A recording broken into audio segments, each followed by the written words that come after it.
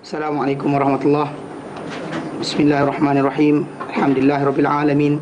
Nahmaduhu wa nasta'inuhu wa nastaghfiruh wa na'udzu billahi min syururi anfusina wa min sayyiati a'malina. Man yahdihillahu fala mudilla lahu wa man yudlilhu fala hadiya lahu.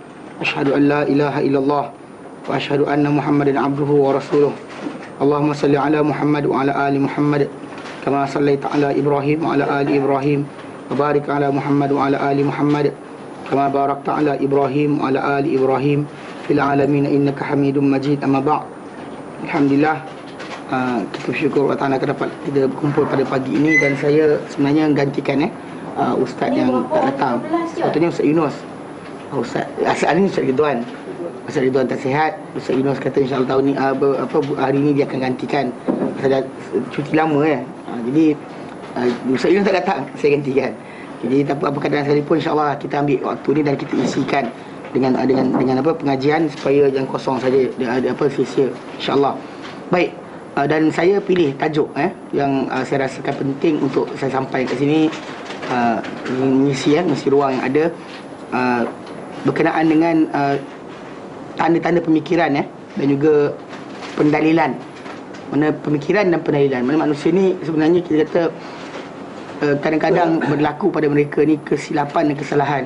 Kebetulan saya Ustaz Ridwan yang ajar berkenaan manhaj salaf kan. Dan sebenarnya memang ada kaitan dengan tajuk yang saya letakkan ni. Kerana apa? Kerana manusia ni sebenarnya tersalah dan tersilap. Mana dia akan tersesat. Kebiasaannya ada kaitan dengan tajuk cara dia berfikir. Satu, pasal ini dipengaruhi oleh masyarakat dia lah. Dan kedua, cara dia faham. Mana dia kalau dia dah fikir betul, tapi macam ni nak ambil pula buku dan hukum dia belajar macam dia belajar.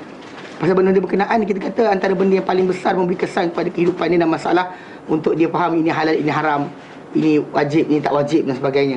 Ini cara pemikiran. Dan bahkan kadang-kadang bila kita masyarakat kita sekarang ni dengan keadaan macam-macam ni sebab pemikiran. Tak nak ubah perangai pun kerana pemikiran. Dia ada ideologi. Cara mereka berfikir, cara mereka memahami benda-benda berkenaan adalah benda paling penting sebenarnya. Dan bahkan kalau seseorang itu tak dapat nak buang atau betulkan pemahaman dia asal dan tajuk ini, ajarkan apa sekalipun dia tak akan boleh faham.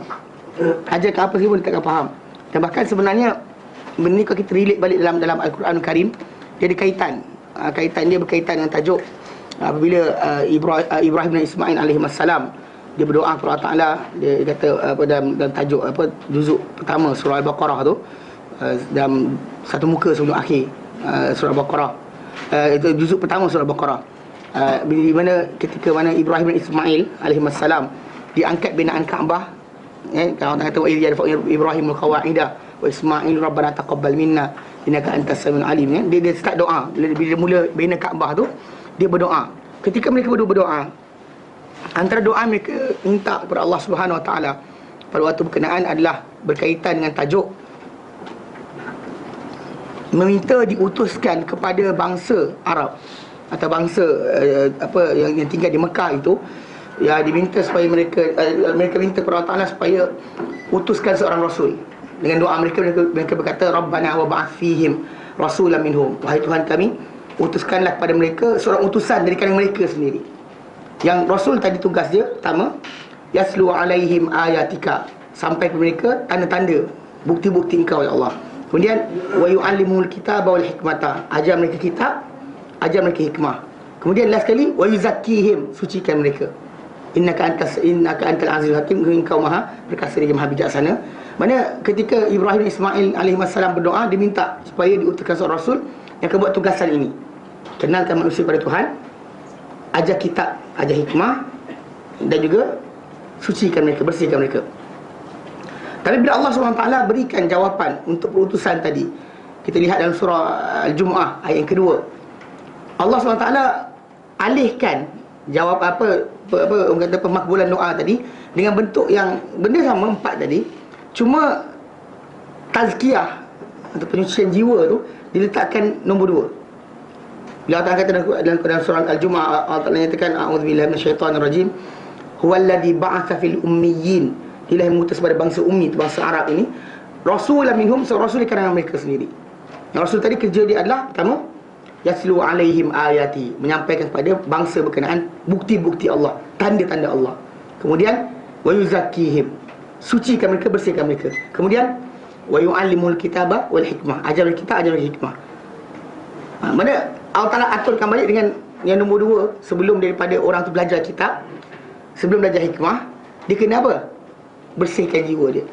Mana bersihkan jiwa dia dahulu. Dan bersihkan jiwa tadi kita kata dia lebih berkaitan dengan tajuk masalah kita, pemikiran, cara seorang tu berfikir. Pasal dia tak, kalau lagi dia tak boleh bersihkan benda berkenaan, selagi bercampur aduknya pemikiran dia, dia akan tak boleh terima kitab dan hikmah. Biar dia Allah Ta'ala, biar daripada Rasul sekalipun, dia tetap akan ada rasa keraguan untuk menerima, dan ketaatan dia berbelah bagi. Dan kita ajar berapa lama pun dia tak akan ikut. So jadi dengan sebab itu kita kata dalam buku yang dikarang oleh Abdul Rahman bin Suwayyan, Abdul Rahman As-Suwayyan, dia karang satu buku yang agak bagus. Saya dengar buku ni diajarkan oleh Ustaz Fadlan di Medio. Dia ajarkan buku berkenaan, nama dia buku berkenaan dalam bahasa Arab dia Manhajut Talaqi wal Istidlal, tata cara Manhajut Talaqi, tata cara penerimaan ilmu, wal istidlal, dan penghujahan, macam kita berhujah baina al-sunnah, di antara al-sunnah wal mubtadi'ah, dan golongan pelaku bid'ah. Macam mana beza dia, apa beza dia? Jadi dia terangkan itu asas-asas pemikiran. Dan sebelum dia masuk berkenaan dengan macam mana kita kata al-sunnah wal jamaah ni perangai macam mana, macam ahli bid'ah ni perangai macam mana, dia nak terangkan cara orang-orang ni berfikir. Jadi dia asing-asingkan supaya kita faham di mana kedudukan. Dia kata masalah mazhab, masalah perpecahan ideologi dan sebagainya, balik pada sini. Tapi dia berakhir dengan tajuk bila diterangkan berkenaan al-sunnah. Al-sunnah ni dia kata ada 3 asas. Asas pertama dia adalah mengagungkan nas. Bila dengar nas qala Allah Rasulullah, dia sami'na wa ata'na. Ada benda ni pertama, okey, kita boleh ajar dia. Kemudian dia mesti ada apa? Memastikan kesahihan nas. Pastikan nas yang diterima tadi sahih ke tidak. Kerana ini perbuatan yang kita kata dalam tajuk ni, Nabi sendiri pun beri peringatan, Allah Ta'ala beri peringatan. Allah Ta'ala beri peringatan dalam Al-Quran dan surah Al-Hujurat. Allah Ta'ala nyatakan a'udzubillahi minasyaitanir rajim, ya ayyuhallazina amanu, wahai umat iman, in ja'akum fasiqun binaba'in, jika datang kepada kamu seorang fasik dengan satu berita, fatabayyanu, maka cek dahulu, antusibu qauman bijahalatin fatusbihu ala ma fa'altum nadimin, bima kamu akan kenakan hukuman pada satu kaum dalam keadaan jahil, lalu kamu lepas itu kamu akan rasa apa? Menyesal di atas apa kamu buat. Tapi itu dalam Al-Quran dan surah Al-Hujurat. Dalam hadis Nabi terangkan berkenaan dengan tajuk masalah man kadzaba alaihi muta'ammidan falyatabawa maq'adahu minan nar. Ataupun Nabi nyatakan dalam hadis yang lain, Nabi kata kafa bil mar'i kadziban ay yuhaddithu bi kulli ma sami'a. Mana seorang itu pembohong, dia menceritakan semua benda dia dengar. Mana dia semua benda dia dengar semua disampaikan balik. Tak boleh. Dia kena pastikan dahulu. Mana pemastian berkenaan dengan tajuk ni penting. Mana agungkan nas, pasti nas sahih. Akhir sekali, ketiga, betul faham. Betul faham. Mana ada betul faham benar, kalau ada orang tu kadang-kadang dia agungkan nas. Yang mana dia kata qala Allah Rasulullah sami'na wa ata'na, dia angkat tangan. Tu, tapi dia betul faham mesti kan sahih nas. Dia cek nas sahih ke tidak. Bagus. Tapi ada ketiga, betul faham ke tidak? Betul faham ke tidak? Jadi dalam betul faham tu diterangkanlah ada 4 lagi asas. Kita tinggal kat situ. Tapi dalam untuk ahli sunnah, ahli bid'ah pula diasingkan. Tajuk yang untuk ahli bid'ah, dia kata orang-orang yang kata ahli bid'ah ni ada perangai dia, tanda dia. Pertama, dia akan berani menolak nas. Dia bertentangan lah. Kemudian kedua, mempermain-mainkan usul nas. Dia memainkan. Bila datang nas dia main-mainkan. Dia larikan maksud, dia kedepankan ini, dia tolak ini. Ada separuh dia ambil, separuh dia tolak. Dia berani tolak ataupun dia main-mainkan. Kemudian ketiga, dia memang akan mengada-adakan usul yang baru. Usul yang baru. Mana dia adakan dalam syariat Islam ni kaedah yang baru, cara yang baru untuk pemahaman. Jadi kita kata ini antara contoh yang diberikan oleh beliau. Tapi yang penting sebelum masuk pada tajuk bahagian tu, buku ni kalau siapa yang nak ni, kita pernah buat terjemahan di sini. Dan apabila dalam tajuk tu, dia penting ada pendahuluan dia. Itu di mana dalam pendahuluan ni, buku berkenaan Abdul Rahman Suwayyan dia terangkan berkenaan dengan pemikiran jahiliah dan Islam. Mana sebelum nak jadi ahli sunnah ke, ahli bid'ah ke, cara pemikiran tu dahulu. Apakah dia pemikiran jahiliah dan Islam? Kita lihat dalam hadis Nabi SAW, manusia ini sebenarnya boleh jadi dia seorang Muslim, seorang mukmin, tapi dalam diri dia ada pemikiran ataupun perangai jahiliah. Bila mana Nabi SAW pernah menegur salah seorang sahabat, iaitu Abu Dzar Al-Ghifari. Bila mana pernah kali dia bertekak dengan Bilal bin Rabah. Dia manusia biasa, tapi dia sahabat Nabi yang agung, yang hebat. Dia terlafaz, dia kata, wahai anak perempuan hitam. Dia terlafaz macam tu. Lalu bila terlafaz macam tu, Bilal pun berhenti cakap dan Bilal sedih. Bilal jumpa Rasulullah mengadu. Bila sampai berita berkenaan kepada Rasulullah SAW, Rasulullah cakap pada Abu Dhar, dapat tahu Rasulullah kata apa? Innaka mru'un, engkau tak cukup dengan memaki dia, kau maki mak dia sekali. Dia marah. Kemudian Nabi kata, innaka, engkau umru'un, kau adalah seorang manusia, seorang individu yang fika, dan diri kau ni jahiliyah, ada jahiliyah. Nabi tak kata dia keluar Islam, tapi Nabi kata dalam diri kamu ni ada jahiliyah. Mana maksud dia? Itu sebab kenapa kita kata kadang-kadang manusia ini dia Muslim, mukmin, tapi dia tak perasan dia sebenarnya dalam diri ada jahiliyah, yang menyebabkan dia lari daripada jalan yang betul, kekal di atas jalan yang salah, tak nak berubah langsung kerana dia masih lagi ada pemikiran tadi. Sebab kenapa kita kata dalam tajuk ini, bila seorang manusia tu, kalau dia nak pastikan diri dia selamat, maka dia kena tengok dengan cara dia berfikir dahulu. Itu antara benda pertama. Baik, jadi apakah tanda-tanda pemikiran jahiliah yang kita kena elakkan dan kena pastikan diri kita dan keluarga kita selamat daripada benda ni? Macam Nabi tegur Abu Dhar di atas dasar mungkin kerana bila manusia tu rasakan diri lebih mulia dari orang lain dengan masalah warna kulit, dia ada jahiliah. Mana dia letakkan asal kepada itu, maka dia jahiliah. Jadi kalau sekali-sekali dalam masalah pembelajaran agama, datang kelas agama, datang pergi belajar di masjid, ambil kursus dan sebagainya, pengajian Islam, tapi macam mana kita pastikan kita takkan salah? Jadi sini ada beberapa asas yang kena perhatikan, yang mana tanda-tanda pemikiran jahiliah tadi kita kena jauhi. Pertama, pemikiran jahiliah ni, kalau kita lihat yang disebut oleh pengarang buku kita, dia kata apa? Membatalkan panca indera. Maksud dia tidak gunakan pendengaran, penglihatan dan akal untuk belajar. Beliau terangkan dalam buku beliau yang disebut tanda pemikiran jahiliah ni, tanda pertama dia, mana orang tersebut yang ada dalam diri jahiliah ni adalah orang yang pertama, dia membatalkan panca indera. Maksud dia ada berkenaan dengan halal haram ke, berkenaan dengan benda dia tak tahu. Dia tak tahu dan dia takkan tahu, tapi dia kena belajar. Dia tak nak belajar. Dia tutup pendengaran dia, penglihatan dia, akal dia, tak nak belajar. Lalu Allah Ta'ala nyatakan dalam Quran, ini adalah antara dosa awal seorang manusia ni nak sesat dan sebagainya. Ini dosa awal dia. Mana kita sering sebut bahawa seorang manusia ni masuk neraka kerana kejahatan yang dia ada. Betul. Dan dia lawan Rasulullah. Betul. Dia tinggalkan sunnah dan sebagainya. Betul. Tapi sebenarnya untuk berlaku perkara ni, adalah pemikiran yang pertama, tanda pemikiran yang pertama itu apa? Membatalkan panca indera. Maka Allah sebut dalam Quran dalam surah Al-Mulk, ayat 8, 9, 10, 11. Allah terangkan berkenaan neraka. Neraka ni panas. Allah terangkan berkenaan neraka, dan neraka ni bukan setakat panas, dia ada di akhirat nanti. Allah zahirkan dia meminta, bercakap dan sebagainya. Macam mana kita tunggu akhirat? Sekarang kita akan tahu. Kita cuma faham bahawa neraka akan bercakap, berdialog, meminta, marah dan sebagainya. Ada, bahkan kita pelik kerana kulit kita akan bercakap nanti. Sekarang ni di dunia ni, badan kita je yang melahirkan ke semua sekali. Rasa nak, rasa tidak. Tangan kita cakap apa? Tapi di akhirat nanti dia akan bercakap. Jadi macam neraka akan bercakap. Jadi dan marah pun marah juga. Jadi bila Allah sebut dalam Quran dan surah Al-Mulk ayat berkenaan, Allah nyatakan a'udzubillahi minasyaitanir rajim. Takadu tamayyazu minal ghaiz. Hampir-hampir neraka ini berubah-ubah. Mereka kejap warna ini, kejap warna itu, kejap kepanasan ini, marah dan rendah. Minal ghaiz, dengan sebab kemarahan. Dia marah, neraka akan marah. Marah kepada ahli neraka sendiri. Mereka ahli neraka yang masuk neraka tu, neraka akan geram kat dia. Kullama ulqiya fiha faujun.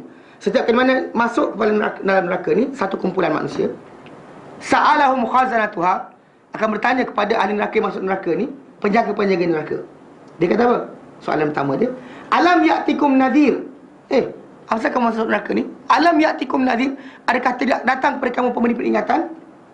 Tak pernah datang ke? Dia soal. Alam ya'tikum nadhir.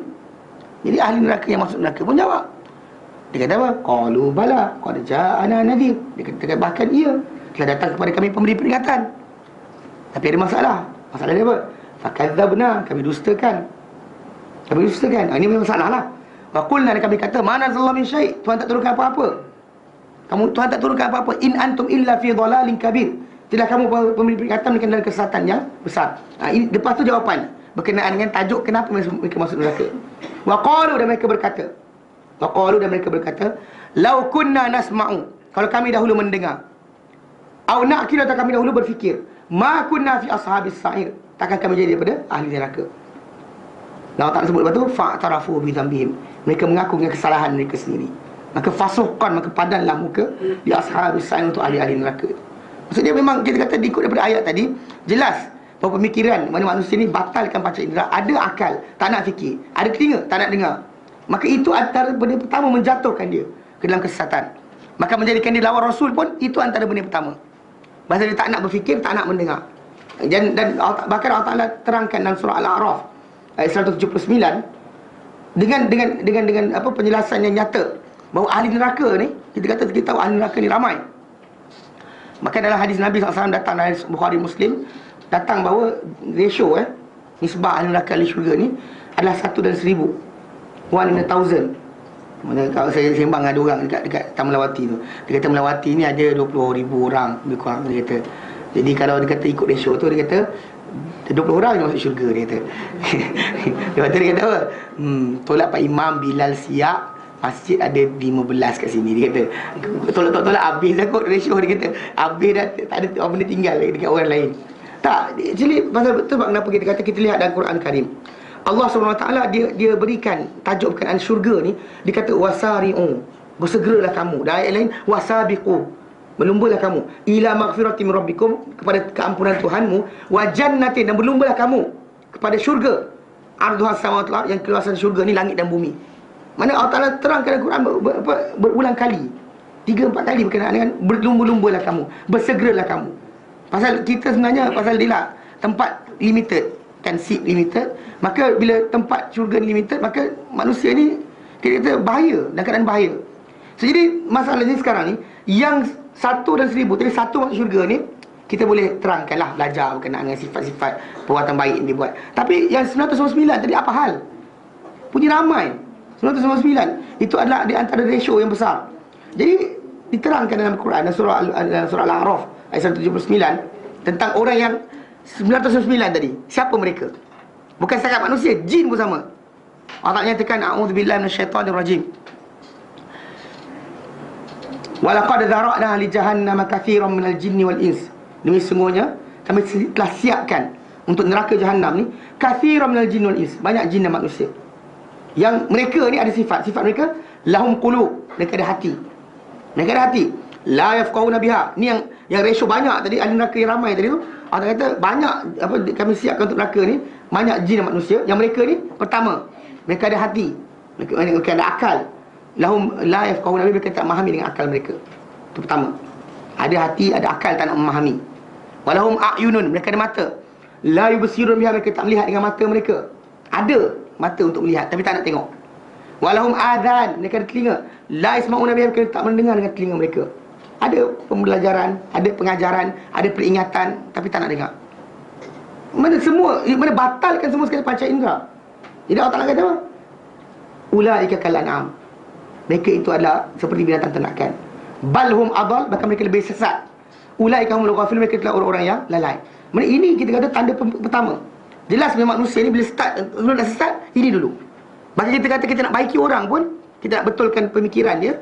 Kalau dia boleh terima, dia boleh buka telinga dia, buka pemahaman dia, nak mata dia melihat, maka kita boleh betulkan dia. Tapi kalau dia kata pertama dia tak nak buat, memang kita gagal.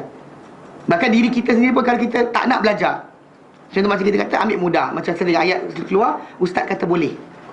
Kan ni manhaj Melayu panggil, manhaj orang Malaysia, ustaz kata boleh. Aduh, ustaz kata boleh, dia kata. Kalau baik apa salahnya? Kita kata kalau Rasulullah, dia datang, kalau baik apa salahnya? Kan? Tak usah benda pun, tak rugi apa-apa. Dia main macam tu. Sedangkan kita kata istidlal itu salah. Kerana bila kita kata, bahkan bila kita tegur, saya ingat ada waktu Ustaz Ridwan bentang tajuk berkenaan dengan perkara apa? Amalan-amalan jahiliah, amalan-amalan bukan Islam dalam masyarakat Islam di Nusantara ni, ketika dia bentang dekat rumah Datuk Murad dalam sebelum Ramadan itu. Ada kes timbul tajuk bila lepas dia bentang. Dia bentang kan, dia bentang actually cara dia terangkan betul. Dan bahkan memang sepatutnya orang yang datang tadi, kalau dia terbuka hati dia balik diam, tak cakap apa. Mungkin dia rasa tak puas hati, tapi dia akan diam. Tapi dekat situ oleh kerana apa, mungkin tahap manusia yang apa, bekas CEO, bekas pengarah ni, dia mulut dia laju sikit. Dia ajak ustaz tu, depan ustaz tu habis kelas, dia ajak debat. Ustaz Ridwan tengah keluar kan, dia nak debat dengan Ustaz Ridwan. Jadi kita pergi alihkan Ustaz Ridwan pergi kan. Ustaz Ridwan kata saya bukan tak nak jawab. Saya takut saya marah. Pasal antara mulut dia orang keluar apa? Zaman Rasulullah tu lain. Rasulullah tak tahu kita punya zaman ni macam mana. Keluar ayat macam tu. Pasal berkenaan dengan tajuk sini simple je. Ustaz Ridwan kata, bila orang persoalkan apa benda contoh, dia bagi contoh perkara-perkara yang amalan masyarakat kita ni yang sebenarnya bukan amalan Islam. Perkara paling simple disebut adalah berkenaan kenduri arwah. Dia pasal dia asal bukan Islam, beramal dengan amalan berkenaan, kemudian masuk Bahai, masuk Kristian dan sebagainya, bawa masuk Islam. Dia terangkan balik. Dia kata dalam masyarakat contoh macam masyarakat Hindu sekarang ni, mereka masih lagi ada benda sama. Itu apa? 3 hari, 7 hari, mana ada kan dia, tapi dia puja roh dipanggil. Dia terangkan puja roh, dia puja roh, dia kata. Pada hari berkenaan 40 hari puja roh, dia ada tarikh-tarikh di mana keluarga tu tadi akan adakan upacara mengenang orang mati tadi dengan tarikh-tarikh berkenaan. Dan mungkin ada orang kata macam mana pula boleh buat jadi Islam? Simple dia kata. Pasal dia kata zaman dahulu yang mengajarkan Islam kepada umat Islam di tanah Melayu, kita Nusantara ni adalah penjaga, bukannya ulama. Dan bagi bila penjaga datang, dia akan lebih linear. Bila orang ramai itu kan orang baru macam kita kata orang asli lah zaman dulu kan, zaman kawan-kawan cerita kan berkenaan tajuk ni. Orang pergi yang datang Islam kan orang asli ni, ustaz-ustaz ni, dia pergi Islam kan, Islam dah. Lepas tu kemudian dia tengok babi bersepah lagi. Lepas tu dia terangkan, kita habis terangkan, dia kata panggil Tok Batin masuk Islam dah ni. Dia kata kita dah Islam dah Tok, dia kata jadi babi ni nanti jangan ada lagi. Tak nak dah, tak boleh ada boleh babi dah. Lepas ni tak ada babi Jangan ada babi lagi. Tok Batin pun angguk. Sebulan lepas tu ustaz tu datang balik. Dia datang balik, babi tu tak ada langsung dah. Dia kata bagus Tok Batin, alhamdulillah. Tok Batin buat apa dengan babi tu? Dah ustaz tak bagi, bila kami makan lah semua sekali. Dia kata dia habiskan lah, dia habiskan semua sekali, tak ada apa tinggal lah. So in the end dia kata ustaz berdiam macam nak cakap apa? Pasal dia bawa masuk Islam. Bawa masuk Islam kan, bawa arahan pertama so buang babi. So dia ada 3 kepala dia benda buang babi. Dia buang bunuh macam tu, baik makan dulu. Nampak tak konsep dia? So jadi kadang-kadang jahiliah dia apa, orang kata orang tu baru sangat. Jadi kita kata macam bila makan dia bayangkan Ustaz Ridwan kajian ni dibuat oleh para ilmuwan di graduan universiti kajian tajuk mana datangnya kenduri arwah tadi, mana upacara mengenang orang mati dan sebagainya. Jadi dia kata simple, yang orang Melayu kita buat memang daripada Hindu. Alasannya kerana orang Hindu sampai sekarang masih lagi hari dan tarikh tadi ada. Cuma perlakuan pada hari berkenaan apa dia? Apa kita buat pada hari berkenaan? Okay. Kenapa kita punya jadi baca Quran tapi tak baca asal? Jadi kat sini diterangkan. Dia kata kerana yang datang yang mengajar adalah penjaga. So penjaga ni bila orang datang, kita kata tak apa lagi, tak apa. Macam ustaz-ustaz lah kan, bila datang orang berustaz nak kenal sunnah, kecuali Ustaz Ridwan lah. Ustaz Ridwan dia bantai terus. Ada separuh tu dia datang, dia linear sikit. Macam budak tu datang suka muzik kan, minta perlahan-lahan sikit, dia slow-slow tinggalkan. Faham tak? Jadi macam tadi tu macam kami masih lagi nak puja arwah, nak puja roh atuk nenek kami sayang mereka. Kalau tinggalkan terus nanti orang kata tak sayang. Jadi tak apa, boleh duduk lagi tapi tukar. Jangan bakar kemian, jangan baca mentera, jangan sekian-sekian, tapi apa? Baca surah ini, baca surah ini, baca surah ini, baca surah ini, baca sekian-sekian. So itu dia buat jadi amalan. Jadi bila diterangkan benda berkenaan, jadi ada pakcik-pakcik dekat masjid tu tak puas hati nak debat dengan dia. Dia tak dapat debat, dia alih ke tepi, jadi dia dudukkan dia dengan meja saya. Saya dengar orang cakap kan. Tak puas hati lagi ni, ustaz dah duduk sana. Tak meja sama, dia pun masih lagi macam bebel lagi. Apalah sekian-sekian. Kalau tak nak sekian-sekian, dia biarkan orang cakap. Sampai dekat dia kata, inilah kalau semua tak boleh ni, semua bid'ah ni, tak payahlah naik kereta, naik unta dah lah. Dia kata tu. Jadi saya pun ketika tu saya menyampuk, kata minta maaf Tuan Haji, saya kata. Tak tahu dia mungkin Datuk, tapi saya panggil Tuan Haji je. Saya kata, maaf Tuan Haji, ini Tuan Haji cakap tu, kena betulkan balik, saya kata. Sebab saya kata sebenarnya masalah bid'ah dalam syariah ini, dalam Islam ini ada berkaitan dengan masalah ibadah, masalah akidah, berkenaan muamalah. Kita berterbuka, Islam tak pernah larang. Contoh macam Tuan Haji nak makan, kita makan ni, saya kata ni, yang sedang sepakai tangan kanan, nak makan macam ni ke? Nak makan macam ni ke? Makan macam ni ke makan? Islam tak pernah kata cara pegang, tak ada, Islam tak ajar. Islam juga kata kanan dia, Nabi suruh kanan, kiri tak boleh. Tapi masalah cara nak masukkan, nak sikit-sikit ke, kan? Macam mana nak masukkan? Tak diajar. Bila buat muamalah macam tu dekat masalah kenderaan, nak pergi kerja, naik kereta ke, jalan kaki ke, naik basikal ke, terpulang. Nak pergi haji dan sebagainya, tak nak sekian, nak mengembara, silakan, tak ada masalah. Tapi tajuk sekarang ni bab ibadah dan akidah, jangan tambah, saya kata. Tapi dia orang betul lepas dialog dengan dia orang. Duduk bebel-bebel. Tak seronok sebenarnya duduk macam makan macam ni. Tak kenyang. Dan saya tak, bila saya cakap saya makan, dia dua orang cakap, saya nak makan, saya kena jawab. Lepas tu saya elok dia ni berhenti, dia ni cakap pula. So tak kenyang. Tak apalah, makan tak kenyang tak ada masalah. Tapi tajuk dia, bila lepas saya sembang dengan orang 3-4 kali, saya bagi hujah dan sebagainya. Lepas tu dia kata, akhirnya dia kata, hujah ustaz compelling. Dia kata, memang meyakinkan. Sekarang kami nak buat apa? Saya kata dengan mereka, belajar. Saya kata bukan, jangan tinggalkan sebab ustaz Ridwan cakap. Bukan sebab saya cakap. Tapi sebab Tuan Haji belajar dan faham bahawa benda tak payah buat. Belajar, saya kata. Pasal itu di antara tanda pertama kita kata, untuk hilangkan jahiliah, kalau orang tu boleh terima, dia terbuka hati dia, boleh telinga dia mendengar, mata dia melihat, akal dia berfikir, kita boleh ajar dia. So jahiliah pertama tu tak jadi.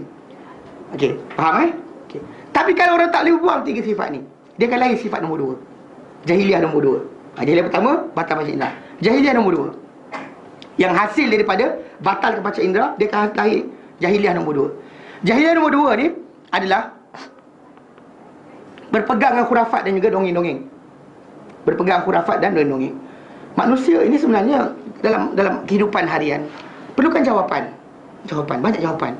Kita kata kenapa jadi macam ni? Kan contoh macam paling simple. Tuhan ada, Tuhan sayang orang beriman.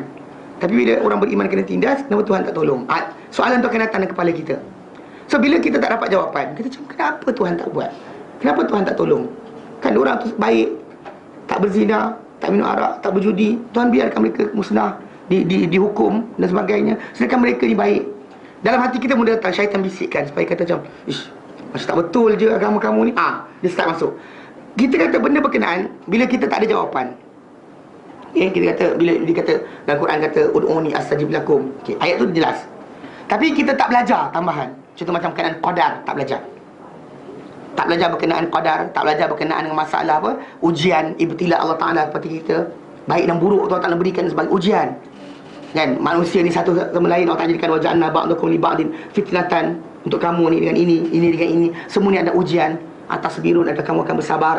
Semua Allah Ta'ala jadikan. Kalau kita belajar ayat ni, kita tahu ayat Quran satu je. Kita belajar apa? Ud'uni astajib lakum. Tak belajar berkenaan tajuk masalah yang lain, maka kita akan nak timbul dalam kepala kita bila tak dapat jawapan kenapa doa tak jadi. Di sini kita akan ada masalah. Kita akan start cari jalan solution lain. Dan dia itu akan jadi pada apa? Khurafat dan tahyul. Sebab tu bukan khurafat dan tahyul, jawapan betul tak ada. Contoh, bila orang kena stroke, minor stroke ke major stroke ke, okay. Zaman dahulu kerana tak ada penjelasan, kan orang tu makan sihat, kan sihat dan sebagainya, tiba-tiba dia terus macam cakap gagap dan terus tak cakap. Okay. Orang ramai mula kata macam tak ada sakit apa, tak kena pisau, tak kena duri, tak kena racun, tak kena sekian. Jadi macam tu kenapa? So orang pun tak nak balik pada pembelajaran yang betul. Kalau ikut ilmu perubatan sekarang, penjelasan dah diketahui, iaitu makna manusia kalau kena stroke ni biasanya kerana ada berdarah beku kat kepala dia. Pendarahan berlaku dalam otak dia. Macam kalau kita langgar dinding kan, mata merah kan, macam pecah darah kan. Pecah darah macam tu berlaku kat badan kita, kawasan lain tak ada masalah. Mana-mana tempat tak ada masalah. Kita berlaku pendarahan. Kalau berlaku kat otak kita, pendarahan kecil je, habis. Start kita akan darah kita naik tinggi lebih. Pasal kawasan yang tak dapat oksigen, tak dapat makanan, dia akan mengadu pada otak, pada otak bahagian lain. Otak dan juga dia bagi tahu pada jantung. Dan otak akan kata pada jantung, jantung, mana dia makanan untuk kawasan ni? Jantung kan pam tu jelas sekali benda tu kan makin teruk. Sebab kenapa bila doktor kalau dia kata orang tu kena stroke dan sebagainya, kalau cek ada, dia akan inject dengan anti coagulant pencair darah. Dia cairkan darah orang berkenaan supaya kawasan berkenaan akan hilang. Itu asas dia. Ini ilmu yang betul. Tapi kalau kita tak belajar, kita akan balikkan kepada hantu. Betul tak? Syaitan. Bahkan timbul pula apa? Doa untuk angin ahmar. Betul tak? Saya dengar. Ini siapa tak pernah dengar, tak dengar. Siapa yang biasa dengar, dengar. Bahawa ada doa khas untuk angin ahmar. Bahkan angin ahmar tu dikatakan zaman Nabi Sulaiman, datang angin bulat-bulat kan. Kemudian datang, lepas tu ada doa diajarkan untuk elakkan kena stroke lah. Mana maksud dia terpaksa pegang dongeng yang tak tahu datang mana. Untuk penjelasan bahawa kenapa keluarga kita ada seorang tu dia jadi macam tu. Dan bahkan penyelesaian dia pula kita datangkan dengan itulah kisah angin ahmar. Tadi tak wujud, tapi kita katakan kait dengan tajuk angin ahmar. Mana orang tu kena stroke, pemakanan salah, hidup tak betul, tidur tak betul dan sebagainya, kena stroke. Kita salahkan apa? Hantu. Macam orang zaman dulu lah, lautan. Bila tak tahu lautan tu, dalam laut sebenarnya ada bukit bukau. Bila arus datang, dia pedalaman kan, arus dalam. Dan laut tu ada arus dalam, arus permukaan dan arus dalaman. Atas mata kita mungkin atas ni kosong, tak ada benda, tapi dalam tu tidak ada arus. So jadi kadang-kadang atas mata kasar tak nampak apa benda, tak ada ikan, tak ada apa, tiba-tiba air tu berpusar. Zaman dahulu nelayan dan sebagainya yang tak tahu apa benda dalam air tu ada apa, dia kata apa? Ada ikan besar tengah sedut. Dia panggil charbadis, dia kata ikan tu kan, jadi kapal lintas cakap, oh kena sedut dengan ikan. Okey. Sebab apa? Dia nampak tak? Terpaksa balik pada khurafat, tahyul. Every time kita kata penyelesaian ni khurafat, tahyul. Sebab tak ada ilmu yang sahih untuk berjelas kepada kita apa benda jadi ni. Kita tak ada satu penjelasan. So jadi kerana tak cari jalan yang betul, ilmu yang betul, contohnya diajarkan tak nak dengar, diberi kepahaman tak nak faham, diperlihatkan tak nak lihat. Mana ada 3 alat tadi tak nak belajar, maka akhirnya terpaksa pegang dengan khurafat dan tahyul. Hatta kita kata dalam tajuk ni, contoh macam orang yang pegang tangkal dan sebagainya. Sebab apa dia pegang tangkal? Dia nakkan penyelesaian masalah hidup dia. Contoh dia kurang gaji, dia pergi berbomoh minta tangkal untuk tambah gaji. Dia kurang dihormati, minta tangkal untuk dihormati. Ada kan tak tangkal minyak wangi. Yang jadi kes kat Melaka, saya ingat. Dia cerita macam ni. Abang ipar saya, kakak saya dengan abang ipar saya sepupu, dia orang pergi ke Melaka. Dia cerita macam ni, abang ipar saya, kakak saya kata orang tu tipu. Yang sepupu dia kata, mana ada tipu, betul dia mendatangkan daripada benda baik dan sebagainya. Jadi pakcik ni rupanya yang bomoh ni, dia duduk atas bantal besar tau. Dengan lelaki dia tak ada besar. Jadi bila orang datang jumpa dia, pakcik, Datuk, dia kata, saya ni ada masalah hidup, gini. Contoh macam kakak saya berlakon. Untuk bagi sepupu abang ipar saya tengok apa jadi, kakak saya bercakap kan, jadi dia orang tengok dari dua arah. Jadi bomoh tu apa tahu? Kakak saya kata, Tok, dia kata, saya ni cikgu sekolah, saya ada anak murid ramai, tapi anak murid tak dengar cakap, dia kata. Tak dengar cakap. Jadi macam mana cara nak buat, dia kata, gini-ginilah. Okey. Tok Mu tu, Atuk tahu. Dia kata apa orang bantal. Atuk tahu. Dia raba. Tapi cara dia raba tu orang tak perasan. Tapi kebetulan ketika dia dah dua arah tengok, nampaklah. Dia raba tangan bawah tu, dia ambil minyak wangi, campak. Campak kan? Ambil tu pakai, dia kata. Minyak wangi tu dah dia akar pokok apa tak tahu. Tapi nak tunjukkan dia pasal contoh manusia biasa yang kita tak ada penyelesaian hidup. Dia tak tahu berkenaan qadar, tak tahu berkenaan masalah. Contoh macam kita nak orang sayang kita, dengar cakap kita, antara pertama dapatkan cinta Allah. Nakkan jalan hidup kita mudah kat dunia ni, dapatkan cinta Allah Ta'ala. Sebab Nabi sebut dalam hadis yang sahih, Nabi kata sesungguhnya Allah Ta'ala bila sayang seorang hamba, dia akan kata pada Jibril, wahai Jibril, aku sayang sefulan bin sefulan, maka sayanglah engkau kepada dia. Maka Jibril bila dapat arahan Allah Ta'ala, dia pun seru pada penduduk langit sekalian. Dia kata, wahai penduduk langit sekalian, Allah Ta'ala sayang sefulan bin sefulan, sayanglah kamu semua kepada dia. Jadi Nabi kata bila orang tu Allah Ta'ala sayang, Jibril sayang, penduduk langit, malaikat-malaikat semua sayang, maka ditulis untuk dia penerimaan di muka bumi ini. Dia kena terima. Mana masa dia mudah. Dia tak ada macam cara hidup dia tadi macam buntu, tak ada. Dia akan tenang. Tapi syarat dia apa? Cinta Allah Ta'ala. Cinta Jibril, cinta sekian dapat pada dia. Dapat cinta Allah, kita dapat yang lain. Ini yang solution yang bagi.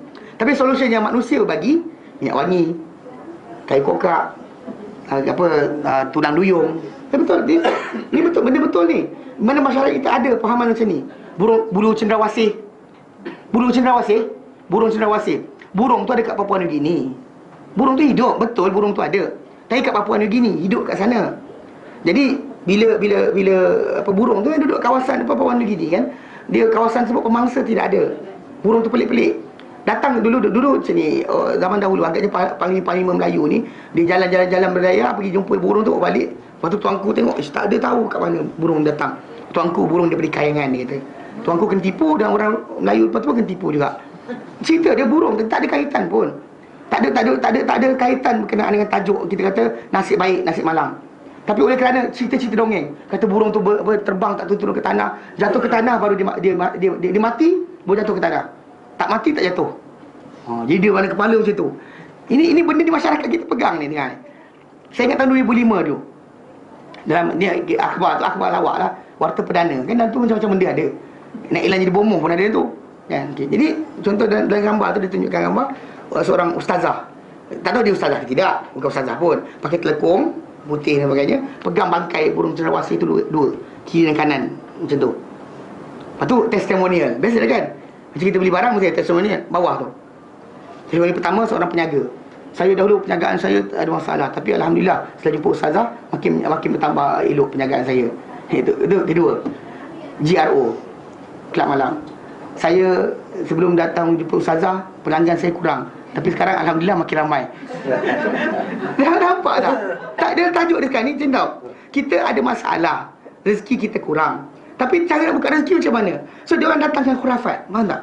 Khurafat datang pasal tak nak belajar takdir, tak nak belajar berkaitan qadar Allah Taala, ketentuan Allah Taala.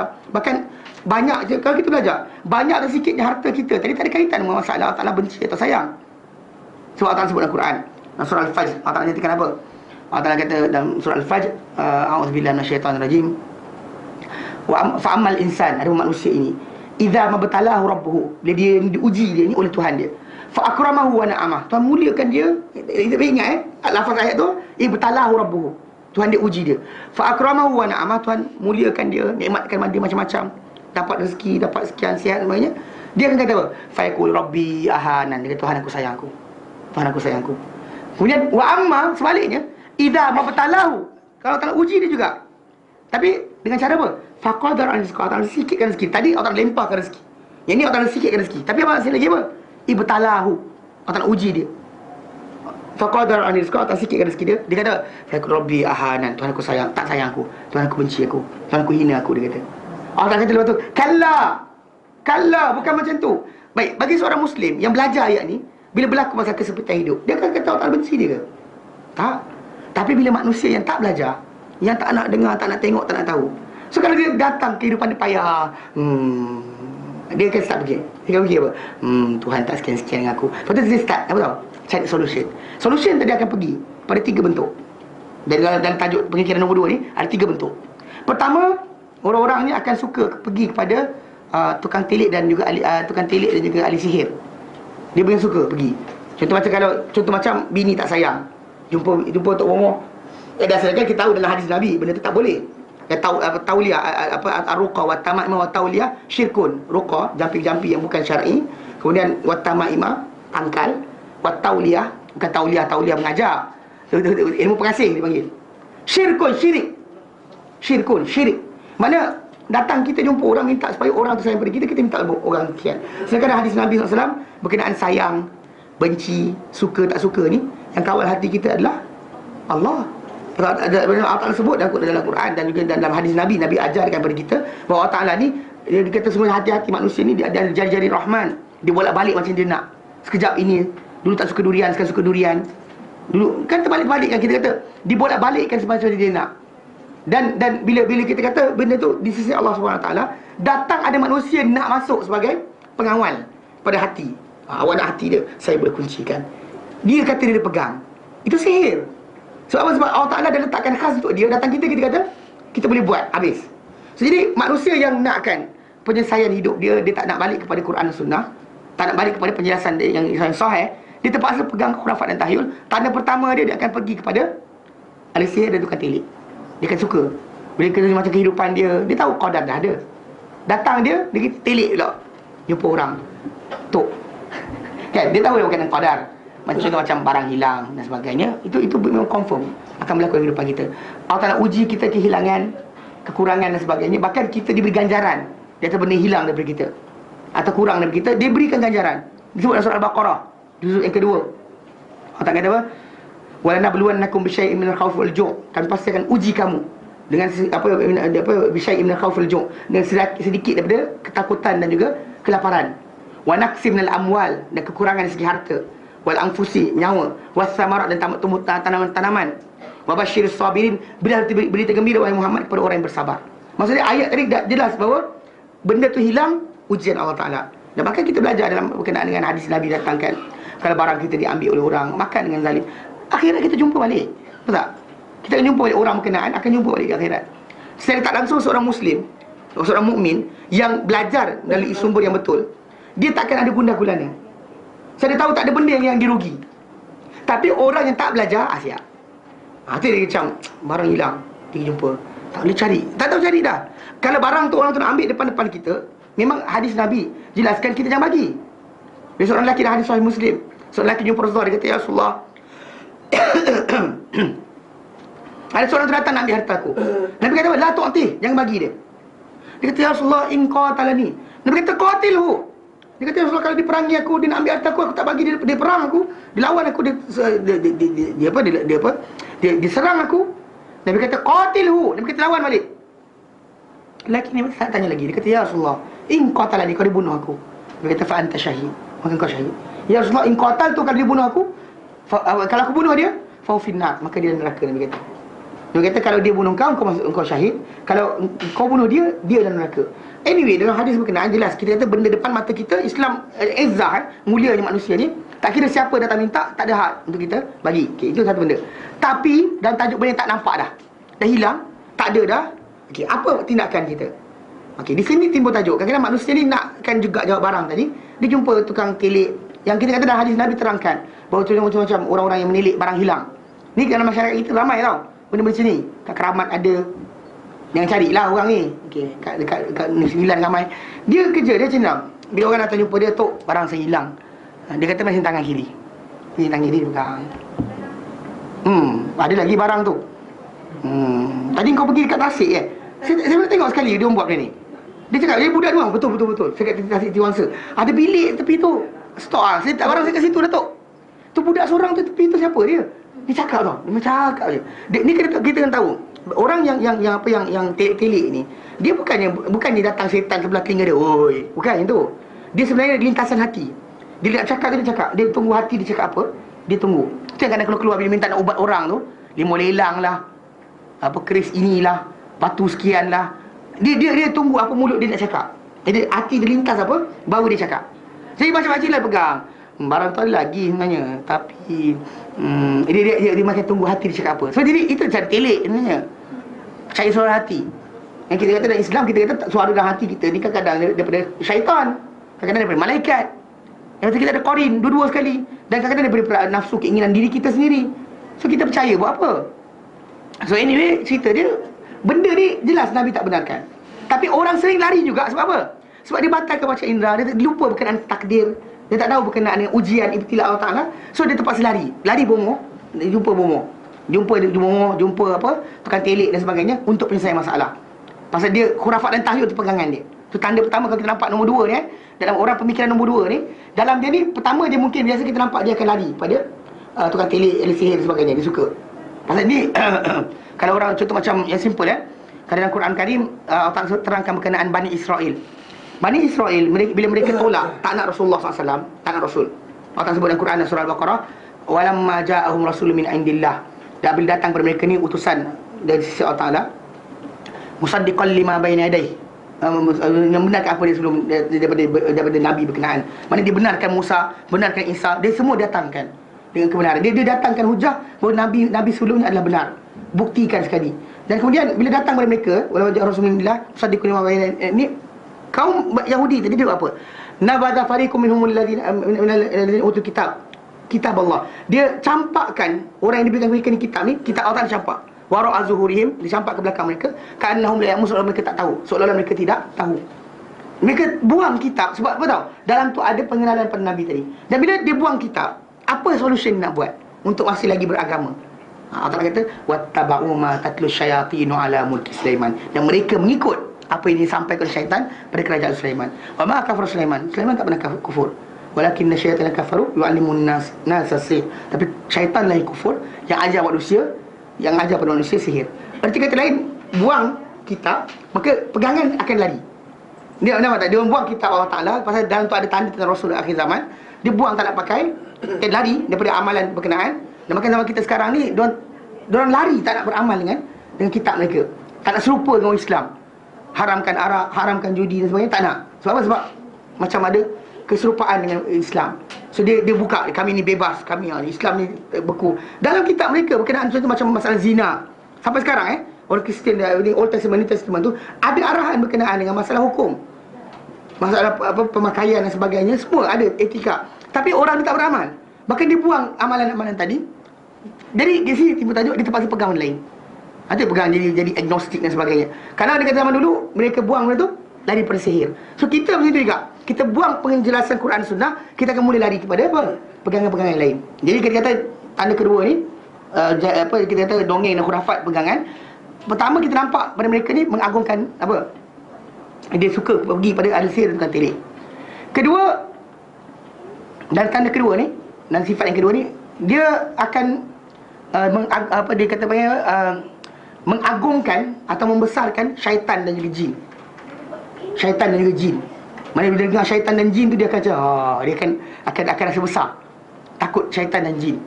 Ni dalam masyarakat kita benda ni berlaku. Memang tak adil kita nak tengok. Mana anything bukan concerning jin ni, orang macam siap pagar rumah, beli paku sekian, pakai benda sekian. Maksud dia kata kita lindungi diri kita daripada nampak dengan cara yang kita nampak. Yang tak nampak kita dia reka lah. Dia reka. Dan rekaan tadi kita kata sedangkan dalam hadis Nabi SAW, bila berkenaan dengan syaitan yang tak nampak, jelasnya Al-Quran Karim dan Nabi sendiri ajar kita. Dan Quran 4 kali Allah Ta'ala ajar. Dalam hadis Nabi pun datang ajaran bahawa isti'adzah, minta perlindungan dengan Allah Ta'ala. Hatta kalau kita dalam semayang kita rasa was-was, Nabi ajar kepada sahabat baginda SAW, Nabi suruh dia apa? Isti'adzah. Suruh dia a'udzubillahi minasyaitanir rajim. Datang kita tak ada, kita try lawan bayang cahaya dan sebagainya, kita akan salah. Mana penyelesaian untuk benda berkenaan kita cuba cari daripada jalan selain ajaran Rasulullah SAW, kita akan pergi lain. Takut syaitan dan jin sampai peringkat di mana pakai pagar rumah macam ada separuh saya tengok tu dekat bomoh ni dia ajar letak kuda laut kering tu, seahorse. Tahu ditangkap mana? Seahorse yang kering tu dikeringkan, kemudian letak atas bidang pintu. Kemudian nanti hantu tak masuk. Kemudian rotan yang songsang, yang akal daripada dua arah. Kalau letak syaitan tak masuk. Dia datangkan dengan apa tahu? Dia rasakan syaitan tu besar. Yang dia rasakan benda tu bahaya. Memang betul manusia ni musuh paling besar dia adalah syaitan. Itu Allah kata adu mubin, paling jelas. Tetapi dia punya kata macam saya terang saya kata apa? KPI dia kita masuk neraka tau. Bukannya kita ni sakit perut. Maksud dia punya matlamat asal supaya kita ikut masuk neraka bersama-sama dengan dia. Bukannya supaya kita sakit perut, hilang jari, tak. Itu kan kerja dia. Pasal bahagian berkenaan musibah pada diri kita tadi, Allah Ta'ala aturkan untuk ujian kepada kita. Untuk syaitan tadi adalah masalah apa? Tarikan. Hati kita pergi ke mana, itu yang dia akan kacau. Bukannya datang dengan keadaan takut, dengan lintas, tepi ni nanti akan kena ludah dengan langsui. Macam-macam. Dalam masyarakat kita ni kepercayaan pada benda. Jadi orang yang tak ada solution, kan, solution yang betul, dia akan lari kepada jin dan syaitan. Dia takutkan syaitan, jin dan sebagainya, dia nampak benda tu besar. Bahkan saya pernah tengok sekali ada orang tu, pasal dia menjaga, orang Melayu kita suka menjaga. Bila menjaga ni, jual-jual barang kan dan sebagainya, bila ada competition kan, dia tu ada orang bersaing. So dia start dari kepala dia, orang akan cuba nak jatuhkan dia. Jadi hamba Allah Ta'ala ni, dia badan dia besar. Dia tak besar lah, dia badan dia halus, tapi perut dia buncit. Okay, dia macam tak selamat je, tak selamat. Jadi dia keluar bilik mandi tu, keluar tandas, dia depan saya tengok. Lepas tu dia pergi satu kan, dia masih lalu kadang-kadang kerak. Lepas tu dia kali kedua dia kerak kali kedua, lekat macam tu. Slip disc kan. Ya, tapi dah berat sangat. Ni tentak larat. Sekali dia dan kepala dia tahu. Habis bini dia sekali mana pergi jumpa Mek. Ni Mek ni bomoh lah. Ada orang makcik tu Mek bomoh dekat Gombak. Dia orang berkata, jom pergi Mek. Lepas tu, ni mesti ada orang kenakan. Mak datang kat bomoh tu pun dia lah, ada orang buat. Dia tak tengok badan dia. Faham tak? Dia tak tengok apa pada badan dia. Kelemahan dia, salah tidur ke. Tak nak tengok tu. Dia lari pada apa? Mesti ada orang ni. Dia akan lari pada situ. Macam dia akan hantu. Macam kita lah. Budak kena demam panas. Kita kata sepak dia hantu. Nampak tak? Pada budak tu tak kena infection ke, tak ada dia pegang sekian masuk mulut dia, infection dia berlaku otak. Janganlah kita datangkan dengan syaitan tu besar sangat dalam kehidupan kita sekarang ni. Syaitan tu besar. Even sampai saya dengar bahawa ni ada ustaz-ustaz yang mengajar. Dia ajar apa? Untuk elakkan kanser, kena baca surah Baqarah, dia kata. Saya pernah dengar? Okey, ini kat televisyen lagi. Kat televisyen. Okey, kat televisyen masalah ada. Okey. Saya pun tak tengok juga, tapi orang sampaikan. Okey, tapi kalau nak tengok dari YouTube ada. Saya type nama ustaz tu jumpa. Okey. Dia ngajar. Dia kata, dia punya penjelasan dia kata. Pasal besar, syaitan tu besar sangat. Dia jual minyak wangi halogen ada, kurma halogen ada. Apa sepah dia jual. Minyak-minyak wangi untuk halus setan pun ada. Bagus betul kalau pakai.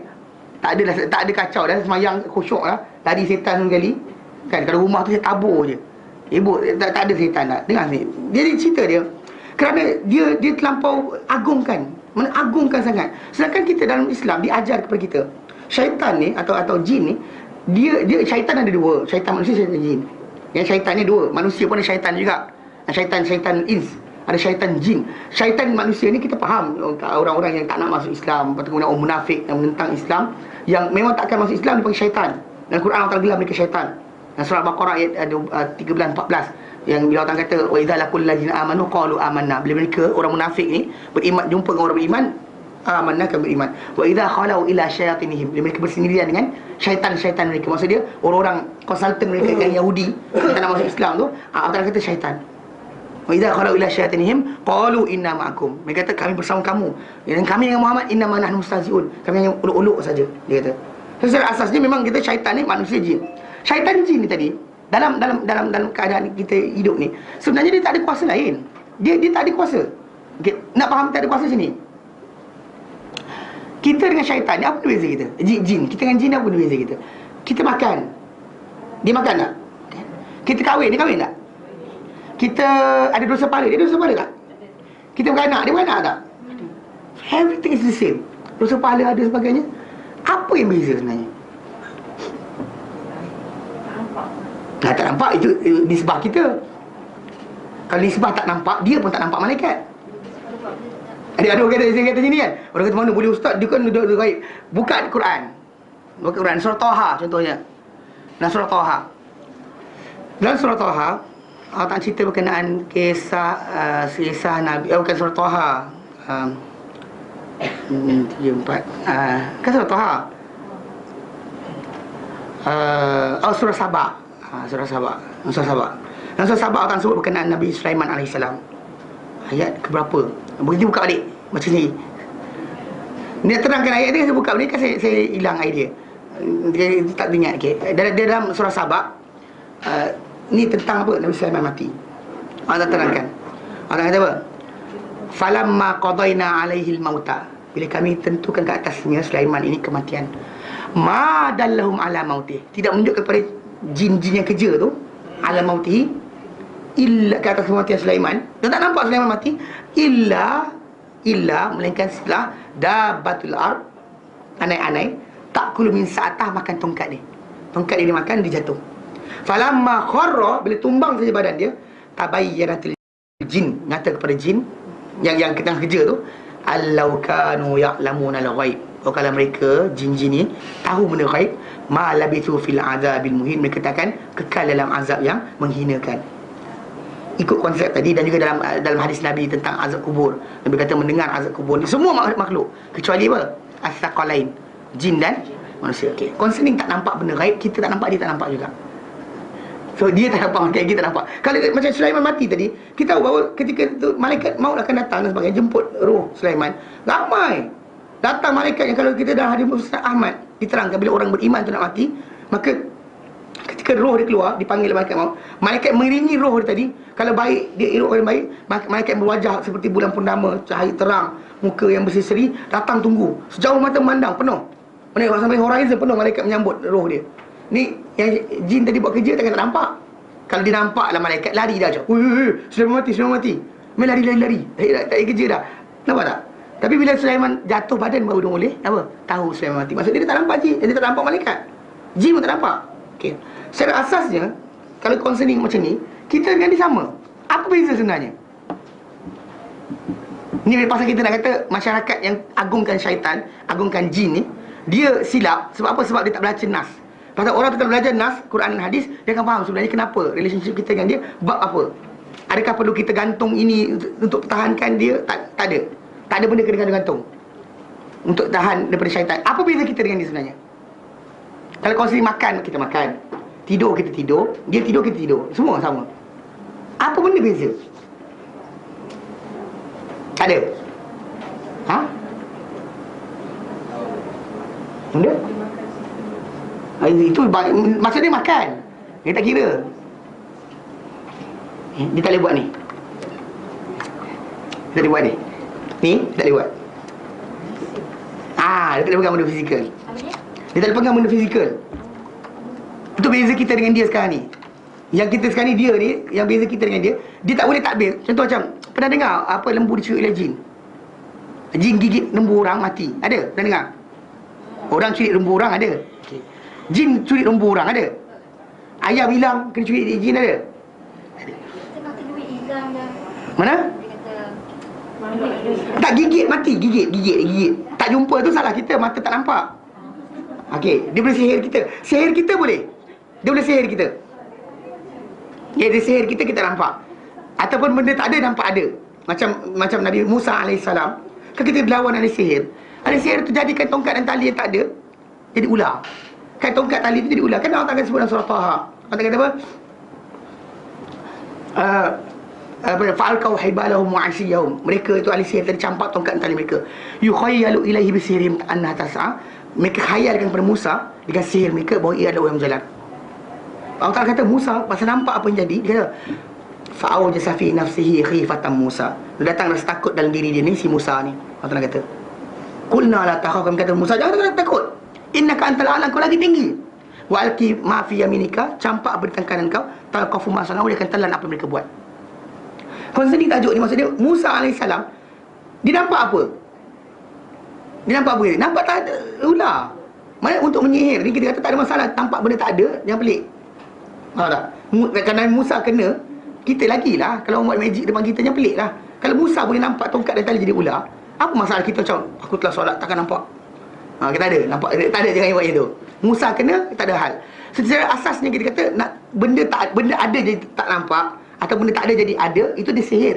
Soalan sekarang dia physically dia gigit kucing kita mati, tak ada. Dia curi ayam, tak ada. Dia tebang pokok, ada. Jin tebang pokok, tak ada.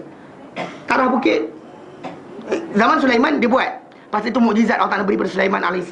Dengan arahan Sulaiman dia buat kerja. Lepas Sulaiman tak ada pula. Lepas tu saudagar-saudagar apa, intan pemata daripada kalangan jin. Mana ada? Kalau tidak, zaman sekarang ni kau nak beli apa? Beli emas kat mana? Jin ujung mana? Ujung kampung kita ni, dia jual emas. Pergi beli kat dia, murah sikit. Betul tak? Kan, kalau orang biasa ni dengan labor kan, payah. Jin kan mudah nak buat kerja ni. Okay. Konsep dia tak faham, simple je. Dia dengan kita sekarang ni, dia tak boleh buat benda berkenaan. Tebang bukit tak boleh, kan?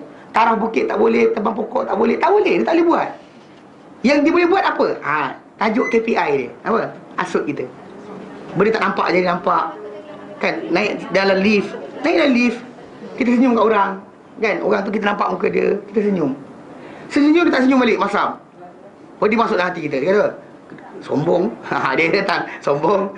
Dia tak ada dalam hati, dia tak ada kata macam agaknya sakit perut kot. Tak ada. Kalau kita sakit perut kot, kita sangka baik. Yang datangkan sangka buruk tu dia. Atau kadang-kadang contoh macam kita nampak orang minta sedekah. Dia nampak time orang tu masuk melangkah daripada luar, kita dah belajar, ustaz ngajar kan, infak harta, sedekah kan. Kita nampak orang tu datang lintas dalam duit ni, poket banyak duit. So kita nampak dia datang kan, first hati kita kata aku dah sedekah. 3-4 minit, barang tak dapat, makanan tak sampai kan, dia masih lagi kan, skip on, orang kata meja ke meja, makanan tak sampai, atau minum air tak sedap. Dia datang terus jadi macam apa? Tadi kata kesian nak sedekah, lepas tu datang kata datang sedikit. Siapa punya suara? Itu cara dia. Pasal itu KPI dia. Mana dari segi asasnya, kita dengan syaitan atau jin ni, relationship kita bukan masalah apa, masalah dia kena berebut physically kita. Bahkan Nabi SAW bila larang pada salah seorang sahabat, dan hadis saya, Nabi naik kenderaan kedai baginda. Kemudian ketika mana kedai baginda tergelecok, sahabat ni kata apa? Ta'isa syaitan. Nah, hadis Sahih Muslim. Dia kata binasalah syaitan. Dia maki syaitan sebab Nabi punya kedai tergelecok. Macam kita lah kalau kaca pecah, gila syaitan ni, kita marah syaitan. Kan kita marah syaitan sebab kereta accident, marah syaitan atau jin sebab apa? Sebab jatuh gaung. Kan kita salahkan, hari hantu ni lah kacau aku. Tak. Nabi kata pada sahabat tu, Nabi kata la taqul ta'isa syaitan. Jangan kau sebut ta'isa syaitan. Fa innaka idza qulta, bila kau sebut ta'isa syaitan, ta'azama, syaitan akan besar diri. Wa qala, dia akan kata bi'izzati saraqtuhu, dengan kekuatan aku lah aku mesti dia jatuh. Dia sembang kawan-kawan dia kata macam tu. Mana maksud dia buat tak soalan? Bukan dia buat. Tapi bila kita kata tak kisah syaitan, dia Akulah yang buat tu. Akulah yang buat tu. Sedangkan bukan dia buat. Nak bayangkan, kita makan, dia makan makanan sisa makanan kita. Berdasar hadis Nabi, kita makan, kita buang, baru dia makan. Dia tak boleh nak makan macam nak makan apa pulut kuning tu, kita bagi pulut semua masak sendiri. Dia tak boleh makan. Lepas kita ataupun kita persembah pada dia, baru boleh makan. Menunjukkan apa? Benda fizikal tak ada kacau. Tapi bila manusia ni sering kaitkan, contoh macam padi nak tumbuh banyak ke tidak, semangat. Hantu nak masuk, hantu laut nak selamatkan apa, kan suami pergi ke laut tangkap ikan kerana nak pastikan keselamatan suami tadi, sembah hantu-hantu dan sebagainya. Perasan tak? Mana kita sekarang ni mengagungkan dia sedangkan dia tak ada kuasa. Berdasar nas Quran dan hadis, dia tak ada kuasa. Dan kuasa sebesar dia adalah apa? Dan masalah ajak kita supaya kufur pada Allah Ta'ala, ajak kita bergaduhan sama Muslim. Itu kuasa yang besar yang dia ada. Bab lain dia tak ada. Nak gigit orang, nak sekian tak ada kuasa. Faham Itu berdasar pada nas Quran. Jadi kalau orang tu pegang khurafat dan tahyul, perangai dia ni adalah sentiasa macam tu. Dia akan khurafat tahyul, dia akan nampak ni syaitan lah ni, ini syaitan lah ni, semua syaitan. Jadi macam kes ustaz tadi lah, balik dulu kes ustaz tadi, dia salahkan apa? Kanser kepada jin. So dia kata barang siapa nak elakkan jin, baca surah Al-Baqarah. Kerana Nabi sabda dalam hadis yang sahih, betul hadis sahih, betul, la taj'alu buyutakum maqabira, jangan jadikan rumah kamu tanah perkuburan. Fa inna syaitan kan syaitan la yadkhulu baitan, takkan masuk rumah yang tuqra'u fi, yang dibaca dalam rumah berkenaan surat Al-Baqarah. So dia relatekan tajuk. Bila kita tanya pula dia, ni anak murid dia datang cakap dengan saya kata, apa kaitan masalah rumah tu dengan ni? Pasal dia kata, bila kita baca Al-Baqarah, mana syaitan tak dapat nak enter rumah kita, badan kita. Sini dia bagi setting. Sedangkan Nabi bagi tadi untuk rumah, solution rumah, tak nak bagi syaitan masuk, baca Al-Baqarah. Tapi Nabi bagi limit. Limit dia 3 hari je. Kalau baca siang hari, 3 malam sampai 3 malam. Mana hari ni malam, besok 2 sampai malam ketiga. Kalau kita baca waktu malam, 3 siang sampai 3 siang, dipertahankan rumah kita daripada jin. Lepas tu kena buat balik. Dia tak ada solution. Kalau dia buat lama, sekali buat 3 tahun, 30 tahun tahan. Nabi bagi 3 hari je, kurang power. Nampak tak? Kalau kita buka akal kita, bukakan hati kita, kita akan nampak tak logik. Nabi utusan Allah Subhanahu Wa Taala. Yang mana kita tahu dalam tajuk Islam ini datang menjaga manusia daripada bahaya zahir dan batin, luaran dan dalaman, benda yang merosakkan physically dan mentally.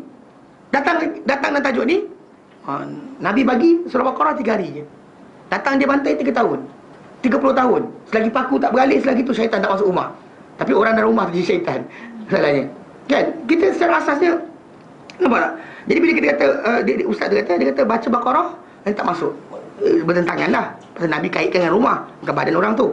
Kemudian dia kata, bila saya kata dengan mana ada kaitan dengan Quran? Saya kata bukan yang merosakkan sel badan kita ni bukan syaitan, bukan jin. Lepas tu dia tak puas hati. Dia kata tapi ustaz tu kata syaitan melintas dalam manusia dengan saluran darah ikut hadis Nabi. Saya kata betul. Hadis itu datang, Nabi SAW pernah sekali sebut perkara tersebut pada para sahabat dalam hadis Bukhari Muslim. Bila mana Nabi SAW duduk iktikaf di masjid, kemudian isteri Sofiyah datang tengah malam. Kemudian Nabi SAW lepas Sofiyah datang sembang dengan dia, Nabi hantar isteri dia balik, tak biarkan balik sendiri. So on the way balik, Nabi dan juga inilah Sofiyah pakaian wanita, lintas depan salah 2 orang sahabat. Bila lintas, sahabat lari. Nabi kata panggil balik ke sini. Bila datang kepada Rasulullah, dia kata, ya Rasulullah, ya kenapa? Nabi kata, ini isteri aku, Sofiyah. Lepas tu dia orang kata, ya Rasulullah, takkan kami bersangka buruk pada engkau? Takkan kami bersangka buruk engkau Nabi? Nabi kata, ya. Nabi kata, betul. Tapi aku bimbang pada ke atas kamu, kerana syaitan melintas pada manusia pada laluan darah. Tapi maksud dia bukan untuk tajuk jadikan kanser, tapi untuk apa? Hasut. Kan ajak supaya kata, agaknya tadi bukan untuk tajuk masalah kanser. Jadi di istidlal yang salah menyebabkan apa? Salahkan jin untuk tajuk kanser, salahkan sakit perut jin, semua jin. Jadi kita kata sifat ini menunjukkan orang tadi tak belajar. Dia tutup akal dia, terpaksa lari pada ni. Mana dia tak nak tengok pada fizikal apa yang berlaku, dia lari kepada apa percaya kepada dari khurafat tahyul tadi, jin. Okey, ketiga, dalam tanda kedua ni tanda yang kedua ni, tanda pertama batal macam indra, tanda kedua pegang khurafat dan tahyul, dalam dia ada 3 benda. Pertama tadi al-sihir dan tukang telik tu memang sia-sia pergilah. Kedua, dia agungkan jin dan syaitan. Mana jin dan syaitan tu besar dan kehidupan dia besar. Ketiga, mereka ni akan sentiasa ada bad omen, good omen. Bad omen, good omen. Pasal orang yang belajar pegang dengan nas yang sahih, tahu dari segi ilmu yang benar, dia akan tahu ada kadar. Tapi dalam orang-orang yang tak belajar, kemudian dia ada khurafat dan tahyul dalam kepala dia, dia akan ada bad omen or good omen. Mana contohnya ni, dia pegang gelas, kena gelas dia jatuh, pecah. Dalam kepala dia apa? Ada benda baik buruk akan berlaku. Ataupun contoh macam bila tengah-tengah duduk diam, kening bergerak lah, ini bergerak dan sebagainya, ada sekian-sekian. Ataupun tangan gatal, aduh, apa? Gaduh, dapat duit. Dan kiri, duit keluar. Macam-macam. Okay, macam-macam. Jadi dia bahkan benda jadi tajuk pegangan sampai ke saya dengar baru ni cerita. Saya tak tahu di department mana. Department mana tak tahu, tapi cerita dia adik ipar dia masuk jadi ni pensyarah dekat apa nama tu? UiTM. Cerita dia macam ketika nak ambil pekerjaan, tak tahulah, saya tak tahu siapa punya kepala buat kerja ni. Dia tengok jari orang tau. Untuk ni nak selain nak tahu orang tu boleh bekerja kita ke tidak. Tengok jari dia. Kalau jari dia apa nama? Jari telunjuk ni lagi tinggi daripada jari manis ni. Macam tu lah, macam tu. Macam tu. Maka tak boleh dipercayai. Kalau macam ni, tak apa. Bahkan tak relate kepada tajuk. Bahkan separuh tak ada lahir. Betul tak? Tak ada lahir. Kalau lahir bulan sekian, bagus ni. Kalau hari sekian, buruk perangai ni. Kan kita tahu, bad omen, good omen berdasar pada tarikh, berdasar pada warna, berdasar pada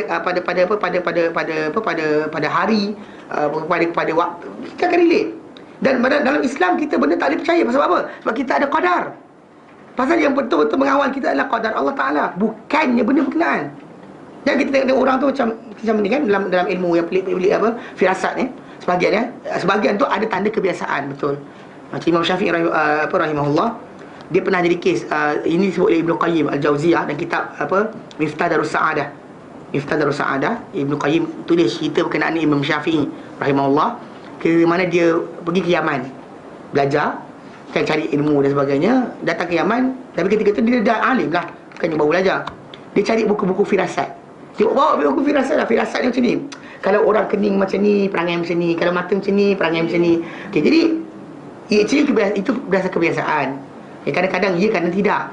Namun begitu jadi kes. Imam Syafi'i bila dia belajar benda tu, dia bawa balik buku-buku berkenaan. Pembantu dia tak ikut sekali. So on the way datang nak balik pergi ke arah utara, pergi ke Mekah, Madinah, ke sana. Dia berhenti dalam perjalanan ke satu tempat. Sekali berhenti tempat berkenaan, dia nampak seorang budak, dia singgah kat satu tempat tu. Budak ni dia kata ikut buku yang dia ada tu, memang perangai tak senonoh, mulut jahat, kedekut, macam-macam lah. Tapi bila sampai-sampai, budak tu tak cakap banyak. Dia ambil dia kenderaan Imam Syafi'i, dia ambil kenderaan Imam Syafi'i, kemudian dia ikat, bagi makan, dia sediakan makanan dan sebagainya. Dia tak cakap apa, sepatah pun. Imam Syafi'i kata membantu dia, buku yang kita ambil dia tak boleh pakai, dia kata. Ni buang, dia kata. Lepas tu bila ini Ibnu Qayyim nukilkan.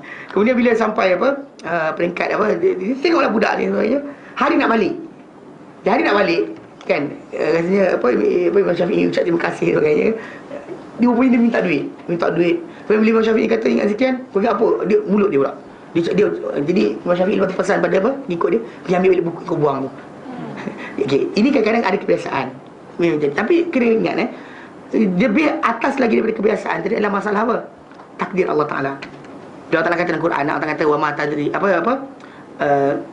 ya'lamu fil arham. Allah Ta'ala tahu dalam rahim tu apa. Maksud dia budak tu baik ke buruk perangai, Allah Ta'ala je tahu. Kita boleh anggarkan kebiasaan, tapi tak boleh kita letakkan sebagai hukum.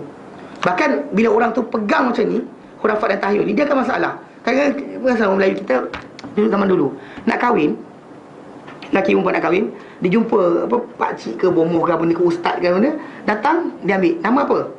Abu, alif sekian-sekian bilangan, ba sekian bilangan, waw sekian bilangan. Okey, total 70. Kemudian nama perempuan siapa? Siti. Al-Asin, ya, ta, ya. Dia pun dia kira. Lepas tu kira-kira, kalkulate. Okey. Ni rasi ni boleh kahwin. Atau sebaliknya, tak rasi tak boleh kahwin. Batal terus.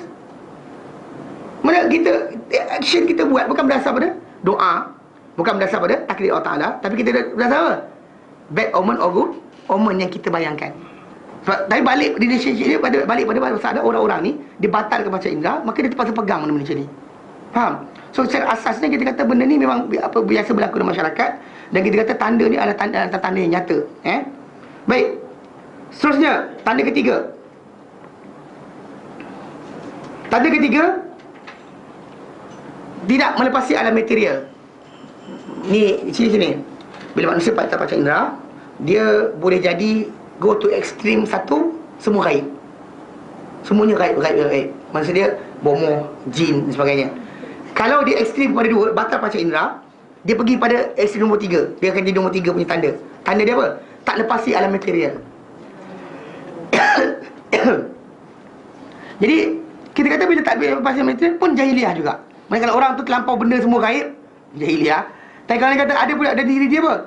Semuanya selagi tak nampak, tak percaya, pun dikira sebagai jahiliah. Sebab kita lihat dalam Al-Quran Karim atau hadis Nabi SAW, okay? Contoh yang mudah dalam surah Al-Isra ayat 90 93.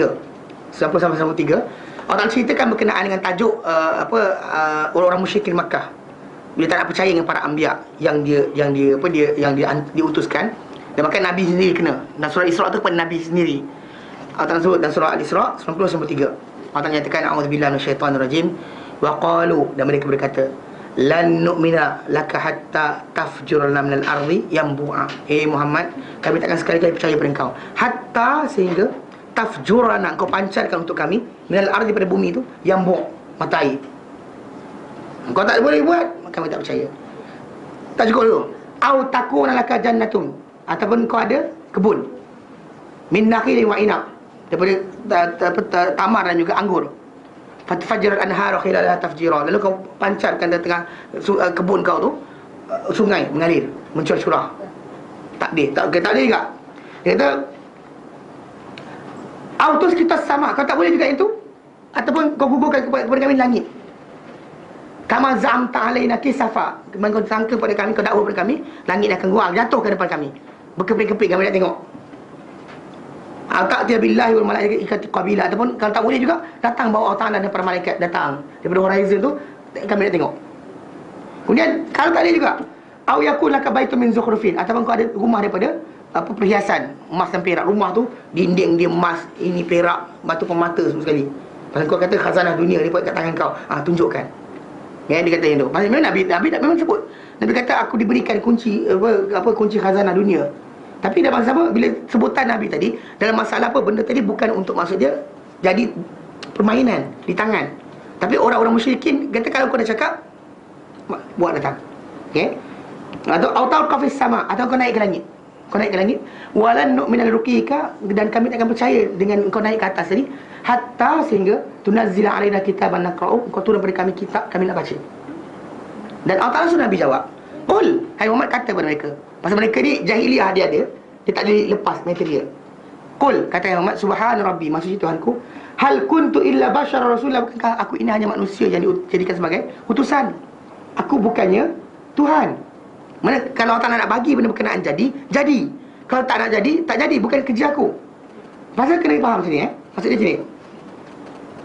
Bila benda tu dinakkan fizikal, tengok macam ni dalam Al-Quran Karim dan surah Ar-Ra'd ayat 38 39, akan terangkan berkenaan dengan mukjizat para anbiya ni. Apa dia punya sifat dia? Allah Ta'ala kata dalam surah Al-Anbiya, surah Ar-Ra'd ayat yang ke-38 39, Allah Ta'ala nyatakan a'udzubillahi minasyaitonir rajim. Walaqad arsalna rusulan min qablik. Hei Muhammad, kami telah utuskan sebelum engkau, demi sungguhnya hai Muhammad, kami telah utuskan sebelum engkau rusulan, utusan-utusan yang ramai min qablik, sebelum engkau. Wa ja'alna lahum rasul-rasul, yang kami utus sebelum engkau ni, kami jadikan untuk rasul-rasul berkenaan azwajan wa dzurriyyah, pasangan-pasangan hidup dan juga anak pinak. Okay. Kenapa Allah Ta'ala cerita benda ni? Pasal ia ada kaitan dengan tajuk masalah mukjizat mereka. Sebab bila para anbiya ni diminta buat mukjizat, ada orang melihat mereka ni supernatural, tahu, luar batasan, luar daripada kebiasaan. So benda fizikal tu biasa. So, jadi Allah Ta'ala terangkan kepada Nabi, para rasul sebelum kau macam kau juga, manusia, kahwin dan beranak pinak. Maksud dia ada nafsu, pergi tandas, makan dan sebagainya. Itu maksud dia. Okey. Lepas tu Allah sebut, lepas tu untuk terangkan masalah mukjizat tadi, wa ma kana lirasulin ayyatiya bi ayatin illa bi idznillah. Tidaklah boleh untuk seorang rasul tadi datang bawa bukti, datangkan tunjuk. Contoh macam Musa belah lautan, dia tak boleh buat. Ya, dia ataupun tongkat campak jadi ular, dia tak boleh buat. Dan juga semua sekali para anbiya punya mukjizat tak boleh buat illa biiznillah, dengan izin Allah. Allah tak izin ke boleh jadi. Likulli ajalin kitab, untuk setiap satu tempoh. Bila nak jadi satu perkara berkenaan, ada tulisan. Mana untuk jadi mukjizat tadi berlaku, contoh macam bila Nabi akan perah kantong susu, unta yang telah kering susu, bila akan keluar susu? Pasal dia bersifat mukjizat atau karamat ni, atau kita kata bantuan Allah Ta'ala ni, dia bukannya ikut kehendak orang tersebut. Bukan orang tu dia suka bila nak buat anytime anywhere. Tahu? Bahkan para anbiya sendiri pun bila nak buat perkara-perkara berkenaan, dia perlukan kepada apa? Izin Allah Ta'ala. Sebab kenapa kita kata, kalau kita nampak lihat orang tu buat tiap-tiap hari magic, tiap-tiap hari dia nampak benda gaib, tiap-tiap hari dia sekian, dia ada masalah. Pasal para anbiya boleh banyakkan makanan sedikit. Contoh saya Nabi banyakkan makanan sedikit. Nabi SAW belah bulan, Nabi sekian-sekian, tapi Nabi tak buat tiap-tiap hari. Dia bukan macam magic tiap-tiap hari, macam makanan tak ada Nabi terus buat. Tak, bahkan pernah berlaku pada orang-orang Madinah dan juga ketika Mekah dahulu. Pernah Nabi SAW dan keluarga Bani Abdul Muttalib dan Bani Hashim ni dipulaukan. Mereka makan kulit kayu. Sedangkan Nabi SAW boleh banyakkan makanan sedikit kan, tapi Nabi tak buat. Kenapa? Sebab bukan waktunya. Macam tu kan masalah Nabi banyakkan air sedikit banyak mencurah-curah. Satu peringkat dalam satu hadis, datang ratusan orang ambil air daripada Nabi SAW. Dicelupkan bekas, jari bekas, kemudian air itu melimpah ruah keluar. Tapi Nabi tak buat setiap hari. Kalau tidak, nanti kan kita kata, macam mana Nabi boleh arahkan pada para sahabat beli telaga daripada satu kebun orang Yahudi, daripada dalam kebun dan telaga untuk kegunaan umat Islam. Dan Nabi janjikan orang yang beli tadi jadi temannya di syurga. Dan yang beli itu adalah Uthman. Kalau anda kata boleh banyakkan air setiap hari, dia buat setiap hari lah. Okey, tahun ni insyaAllah ada catuan air, saya datang ya, bawa bekas masing-masing. Kan? Every time macam tu, itu pandangan kita. So sebenarnya para anbiya ni tadi, dalam mukjizat mereka nak buat, bila patut jadi, bila boleh berlaku, Allah Ta'ala tentukan. Tu Allah kata pada Nabi, suruh jawab bila orang musyrikin minta rumah lah, minta sekian, minta kebun, minta air dan sebagainya. Qul, hai Muhammad, kata pada mereka, Subhan Rabbi, Maha suci Tuhanku, hal kuntu illa bashar Rasulullah, bukankah aku ini hanya manusia sebagai utusan? Aku bukan Tuhan. Faham tak? Jadi manusia ni kadang-kadang macam ni tau, bila kita dah ajar benda gaib sekian-sekian sebagainya, ada orang tak nak percaya. Kita terangkan Al-Quran, tak nak percaya. Dia nakkan benda tu fizikal. Macam berlaku pada orang Bani Israel kan. Dia kata apa? Pada Musa. Sedangkan dia orang sebenarnya dah lihat bukti. Musa tunjuk banyak. Dah belah lautan, campak tongkat ular jadi ular. Diorang nampak belah lautan lintas dan sebagainya. Tapi bila Musa AS ambil 70 orang dari kalangan orang-orang alim, kalangan ahli Bani Israel ini, untuk pergi ke Biqat, bertemu menimba arahan Allah SWT, mereka kata apa? Dalam surah Baqarah, Allah Ta'ala rekodkan. Dia kata waqalu, dan mereka wa idh qultum, dengan ketika kamu berkata, wa idh qultum, dengan ketika kamu berkata, ya Musa, hei Musa, lan nu'mina laka hatta narallah jahrah, kami tak akan beriman dengan kau sekali-kali sehingga kami nampak Allah Ta'ala depan mata kami nyata. Dia minta nak fizikal, tak ada fizikal tak nak percaya. Dia macam zaman kita sekarang kan ada jahiliah, tak, kalau terlampau lari sangat semuanya hantu setan. Satu lagi apa? Seeing is believing. Tak ada, aku tak percaya. Faham tak? Dan masyarakat kita agnostik yang tak nak percaya kan, jahiliah. Sebab apa? Sebab kenapa kita kata jahiliah? Sebab manusia ni, kalau diperhatikan balik dalam alam dia ni, kehidupan kita manusia ni, kita belajar meyakini satu benda. Kita ada tiga cara tadi yang kita terangkan adalah dia satu, manusia ni meyakini satu perkara dengan sebab perkhabaran semata-mata, panggil ilmu yakin sebab ilmu je, sebab pengetahuan, tak pernah nampak, tak pernah pegang, tapi percaya. Jadi saya terangkan kita duduk belah mana. Kemudian ada ainul yakin, nampak sendiri benda berkenaan jadi, so yakin ni sebab nampak. Lepas tu ada hakul yakin, alami sendiri benda tersebut, makan sendiri benda berkenaan. Contoh ini, kalau saya kata delima di Yaman, sebiji sekilo. Okay. Saya ustaz, percaya kan? Ada seorang orang macam, ustaz tak ada tipu kot. Okay. Biasa sebut delima Yaman sebiji sekilo. Orang yang dengar statement saya ni, dia akan boleh percaya benda berkenaan dengan 3 cara. Pertama, dia tak tengok, dia tak pegang, tak makan, tapi berita tu datang dari saya, ni seorang. Kemudian daripada pelajar yang belajar di Yaman, duduk di Johor atau di Melaka, atau katakan Malaysia di 14 negeri, 14 orang datang. Semua ceritakan bersama. Campur pula dengan Thailand, Filipina, Indonesia dan sebagainya. Semua datang jumpa dengan kawan, dengan tuan-tuan sekalian, buat pengakuan bahawa 5 Yaman, biji sekilo. Dan waktu jumpa tu berlainan budak. Kan jumpa saya hari ni, waktu jumpa budak tu hari lain. Dekat mana? Dekat tempat lain. Dan budak tak pernah jumpa saya. So jadi benda tu jadi macam perkabaran yang ramai. Semua memberikan statement yang sama. Walaupun kita tak nampak, tapi kita percaya. Kita percaya. Memang percaya, serius. Tapi dalam tu ada percentage lah. Dia percaya. Tapi dia panggil yakin dengan ilmu. Okay. Kemudian ada kaedah kedua, kalau orang tak tahu betul ke tidak, dia dapat gambar timbang, kemudian tunjukkan bahawa dia memang 11 kilo. Betul-betul aku nampak dalam gambar video ke dan sebagainya. Okay. Tapi tak pegang, tak pegang. Tak pegang buah tu sendiri, tak makan. Okay. Atau yang ketiga, dia beli tiket kat terbang sendiri, pergi pada bulan 7-8 8-9 musim delima tadi, pergi pasar, dia beli sendiri, timbang sendiri. Lepas tu buka makan. Ini macam hakul yakin. Kalau yang ketiga ni, kalau kita logik akal je lah, kita cakap apa pun dia tak akan ubah pendirian, betul? Dia tak akan berubah. Pasal dah makan sendiri, beli sendiri, timbang sendiri, makan sendiri. Hakul yakin. Okay. Sekarang ni dalam masyarakat, bila kita kata tak nak lepasin material, kita sebenarnya dalam Islam dituntut supaya ilmu yakin je. Dua lagi, iaitu ainul yakin, hakul yakin ni, Islam tak tuntut pada kita. Bahkan anda tidak akan dapat takwa pun dengan benda tu. Pelik. Kan kau dah nampak tak kan dah jadi jahat ustaz, kan mesti lagi taat, betul tak? Kau nampak neraka syurga dan sebagainya, kan lagi taat patutnya. Sepatutnya, betul? Sepatutnya. Tapi jawapannya tidak macam tu. Sebab dalam sejarah makhluk-makhluk ciptaan Allah Subhanahu Wa Taala yang direkod pada kita dalam Al-Quran Karim, dikatakan jin. Contoh macam iblis, seekor jin, dia ni nampak malaikat duduk dalam syurga, tengok Adam jadi, keluar masuk, sembang dengan malaikat ni macam kawan. Bila mana Allah Ta'ala suruh dia sujud, tak ada sujud, menunjukkan dia tak ada apa. Masalah yakin ada tak? Yakin dia ada. Dia bukan ada ilmu yakin je. Dia ada ainul yakin, hakul yakin. Berkenaan Allah Ta'ala Tuhan, tak ada doubt. Bahkan dia sendiri minta Allah Ta'ala panjang umur. Bila Allah Ta'ala tanya dengan dia, malaka la tasjuda id amartuk, apa engkau tak sujud bila aku perintahkan engkau? Dia kata apa? Dia kata ana khairum min, aku lagi baik daripada dia. Dan dia relate kan, khalaqtani min nar, kau ciptakan aku daripada api. Dialog dengan Allah Ta'ala. Allah Ta'ala tanya, dia jawab macam tu. Kalau kata Musa AS mukjizat dia, kan, cakap berkata-kata Allah Ta'ala, iblis ni dapat benda yang sama. Dapat. Dia kata, apa sahaja kau tak sujud? Dia kata, aku lagi baik daripada Adam. Khalaqtani min nar, kau jadikan aku daripada api. Khalaqtahu min tin, kau jadikan dia daripada tanah.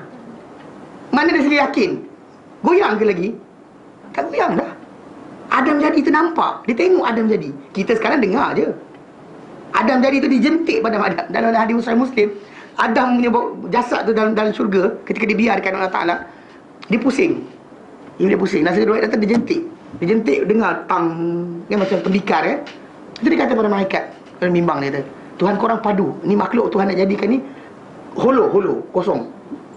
Dia makhluk tak boleh kawal diri. Nasa Muslim datang, dia kata, iblis tahu dapat manusia ni makhluk yang tak boleh kawal diri. Anyway, dalam diri berkenaan, maksud dia Adam jadi tadi, dia ilmu yakin ke ainul yakin, hakul yakin? Ainul yakin, hakul yakin. Bila berkenaan dengan kiamat dan sebagainya, dia yakin. Maka dia kata kepada Allah Ta'ala, anzirni ila yaumi yub'atsun, tangguhkan aku sampai hari mereka dibangkitkan. Dia yakin tak dengan kuasa Allah Ta'ala untuk memanjangkan umur? Dia percaya. Dia tak ada buat berhala benda lain, tak ada pakai benda lain untuk panjangkan umur. Kita banyak benda. Inilah, royal jelly lah. Dia tak tahu panjang umur dengan royal jelly, kan? Makan makanan kesihatan bagus, tapi jangan kata benda tu boleh panjang nyawa anda. Panjang umur kita bukannya di tangan kita. Faham tak? Ada orang makan benda semua sihat, mati. Ada orang makan benda tak sihat pun tak boleh mati. Faham tak? Saya asasnya kita kata konsep masalah nyawa tadi bukan tangan kita. Tapi kita cuba nak panjangkan umur, makan benda baik, arahan Allah Ta'ala buat. Tapi masalah umur tu tak ada. Tapi iblis, kan, iblis yang kita kata kufur pada Allah Ta'ala, ingkar perintah Allah Ta'ala, tapi berkenaan dengan masalah Allah Ta'ala panjangkan nyawa, dia yakin. Itu dia tak buat berhala lah baru, sembah-sembah untuk panjang umur. Dia minta pada Allah Ta'ala, dan Allah Ta'ala berikan kata penangguhan sehingga waktu tertentu. Anyway, dalam kisah berkenaan, kita kata apa? Kan ilmu yakin, ainul yakin. Iblis dapat dua ni. Dapat apa? Dapat ainul yakin, hakul yakin. Tapi takwa tak? Tak takwa. So apa guna dia dapat tahu? Kalau dalam kalangan manusia, ada tak? Ada. Contoh apa? Bani Israel. Di mana Musa AS ketika lawan dengan ahli sihir, kan ahli sihir jatuh sujud pada Musa AS depan mata mereka. Depan mata mereka, depan rakyat ramai. Itu dah hujah. Kemudian pada panjang Musa AS duduk di Mesir, ketika waktu apa nak paksa apa Firaun lepaskan Musa AS, Allah Taala berikan tanda-tanda lain. Belalang lah, katak lah, darah lah, kutu. Yang tu datang tau, ribut dan sebagainya. Datang ketika waktu Musa AS, dia jadi kaum Firaun tadi nak hentikan benda berkenaan, jumpa Musa doa baru henti. Mendepan mata mereka. Bukan satu dalam Mesir tu. Kita macam katak. Saya nak ini katak, pergi sini katak, semua katak. Lepas tu dia jumpa Musa doa. Lepas tu Musa kata, kalau saya sekarang korang buat. Dia kata, kami akan buat. Musa doa hilang, dia buat balik. Datang pula darah. Semua air je darah. Semua air je darah. So dia jumpa Musa doakan. Musa doa. So Bani Israel tadi tengok tak boleh? Tengok. Dan hari di mana dia orang lari kan sampai ke tepi laut. Sampai tepi laut kan Musa AS belah lautan berkenaan dengan arahan Allah Taala, dia ketuk terbelah. Dia orang lintas lautan tadi sampai seberang. Sampai seberang dia tengok Firaun datang, dirapatkan tanah air ke atasnya depan mata mereka. Kan? Kemudian jalan di padang pasir. Jalan padang pasir. Okey, kita susah dulu, semua begitu. Okey, lintas lah dapatnya. Sampai seberang, dia buat apa pada Musa? Dia nampak orang sembah batuk, sembah berhala. Dia kata, ya Musa, ij'al lana ilahan kama lahum alihah. Musa, buat untuk kami Tuhan macam diorang Tuhan. Musa ajar apa benda selama ni. Sampai seberang laut, dia minta. Nampak tak? Dia ada dah. Bukannya ilmu yakin tentang Musa ni boleh buat. Ainul yakin, hakul yakin. Dia lintas sendiri. Okey, Musa AS betulkan orang sekali, tak apa. Jalan pada pasir, dipayungkan dengan awan. Allah kata, wa zallalna alaikumul ghamam. Kami payungkan dengan awan. Kita ni kalau keluar yang taklim ni, lepas hari ni keluar, lepas kelas ni kan, datang mana awan ikut. Rasa best tak? Mesti macam, aku betul ni. Kan kita kata, seeing is believing. Kan? Diorang dapat awan tu lintas. Padang pasir tu lintas itu tak panas. Mana diorang pergi, awan tu akan ikut, payungkan diorang. Kemudian, wa nazalna alaikumul manna wassalwa. Kami turun pada kamu ni, al-manna wassalwa. Makanan di langit. Ada burung dan juga manisan. Rupa di sana, Allah Ta'ala saja mengetahui. Tapi diorang makan. Mana Allah Ta'ala berikan benda berkenaan pada mereka? Ainul yakin, hakul yakin. Tiba-tiba kan dapat benda berkenaan. Musa tinggalkan apa? 30 hari campur 10. Musa balik tengok buat apa? Pula. Kan maksud dia kalau kita kira satu persatu apa benda diorang buat, diorang dapat tanda-tanda berkenaan. Orang mati hidupkan balik depan mata mereka. Semua sekali cukup tanda berkenaan. Tapi apa jadi? Takwa tidak ada. Jadi sekarang ni kita umat Islam, bila orang kata fizikal, tak ada fizikal, aku tak percaya. Cakap dia tunggu jap. Pasal apa? Pasal kita dalam Islam ni, kita cuma tuntut ilmu yakin je. Ini dua ni tak guna. Kalau tahu pun tak guna. Kalau malaikat datang bagi salam kat kita sekarang ni pun, akan keluar malaikat sembunyi rumah kat sini. Assalamualaikum, bagus korang datang belajar sini. Kan? Kan kita dengar suara malaikat. Ya Allah ampunkan mereka. Hari ni je, 2-3 hari je tahan, lepas tu hilang rasa tu. Apa? Ni, nampak? Ilmu yakin aku yakin tak pakai. Bahkan kita sekarang ni tengah beramal dengan ilmu yakin je. Cukup untuk takutkan kita. Contoh saya bagi, saya senang sebut dah, dan saya akan sebut sekarang. Siapa pernah kena patuk ular? Siapa kat sini pernah dipatuk oleh ular? Hampir mati dipatuk oleh ular? Ada? Ada? Siapa pernah tengok orang mati kena patuk ular real life, bukannya dalam cerita Hindustan? Dalam cerita Hindustan dia tunjuk benda tu. Okey, ada. Kalau ada ular keluar dari belakang tu, tikus ada atas tu. Kalau ada keluar, tikus ada, atas tu ada tikus. Kalau ada ular keluar di sini, ular senduk keluar di atas, buat apa? 5 saat dia sekarang lari. Kenapa? Pernah kena batuk? Pernah tengok orang mati kena batuk? Tak pernah. Lari sebab apa? Yakin? Benda tentu lagi ikut badan besar, kita besar lagi. Kan?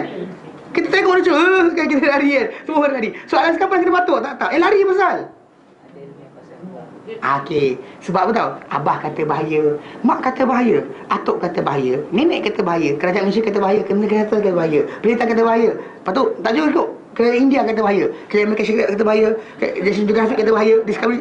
Nampak tak? The input is actually from every side. So kita dalam kepala kita jadi macam, oh. Betul? Walaupun tak pernah kena, tapi kita percaya. Macam ni lah anak-anak kita sekarang ni. Bagi dia cerita hantu. Hantu pagi, petang, malam. Perasan tak? Bila dah masuk, dia tak pernah kena gigit dengan hantu pun. Masuk bilik tu dia takut. Sebab apa? Kita punya kerja. Saat kecil tu budak tu pergi kat sana, kita malas nak bangun. Dia pergi dapur, kita malas nak bangun. Pergi. Ambil dia. Lepas tu budak tu macam dan mak cakap, betul kot. Betul abah tambah pula. Hantu kongkong. Tangkap dia. Siapa ajar sebenarnya? Kita. Tapi budak tu pernah rasa tak soalan? Hantu gigit? Tak pernah. Nampak? Tak pernah. Siapa punya kerja? Kita. Dengan cara apa? Perkhabarannya. Perkhabaran saja cukup memadai kita takutkan dia. Sampai sekarang dah tua takut hantu. Dia tanya pernah kena gigit? Tak pernah. Betul tak? The feeling is real. Masalahnya takut tu berdebar-debar. Macam je peluk. Tak pernah kena gigit hantu pun. Takut. Sungguh-sungguh. Menggeletar-geletar. Tak pernah kena? Tak pernah. Hantu gigit? Tak pernah. Takut apa pasal? Abah kata, mak kata, jiran kata, atuk kata, bomoh kata.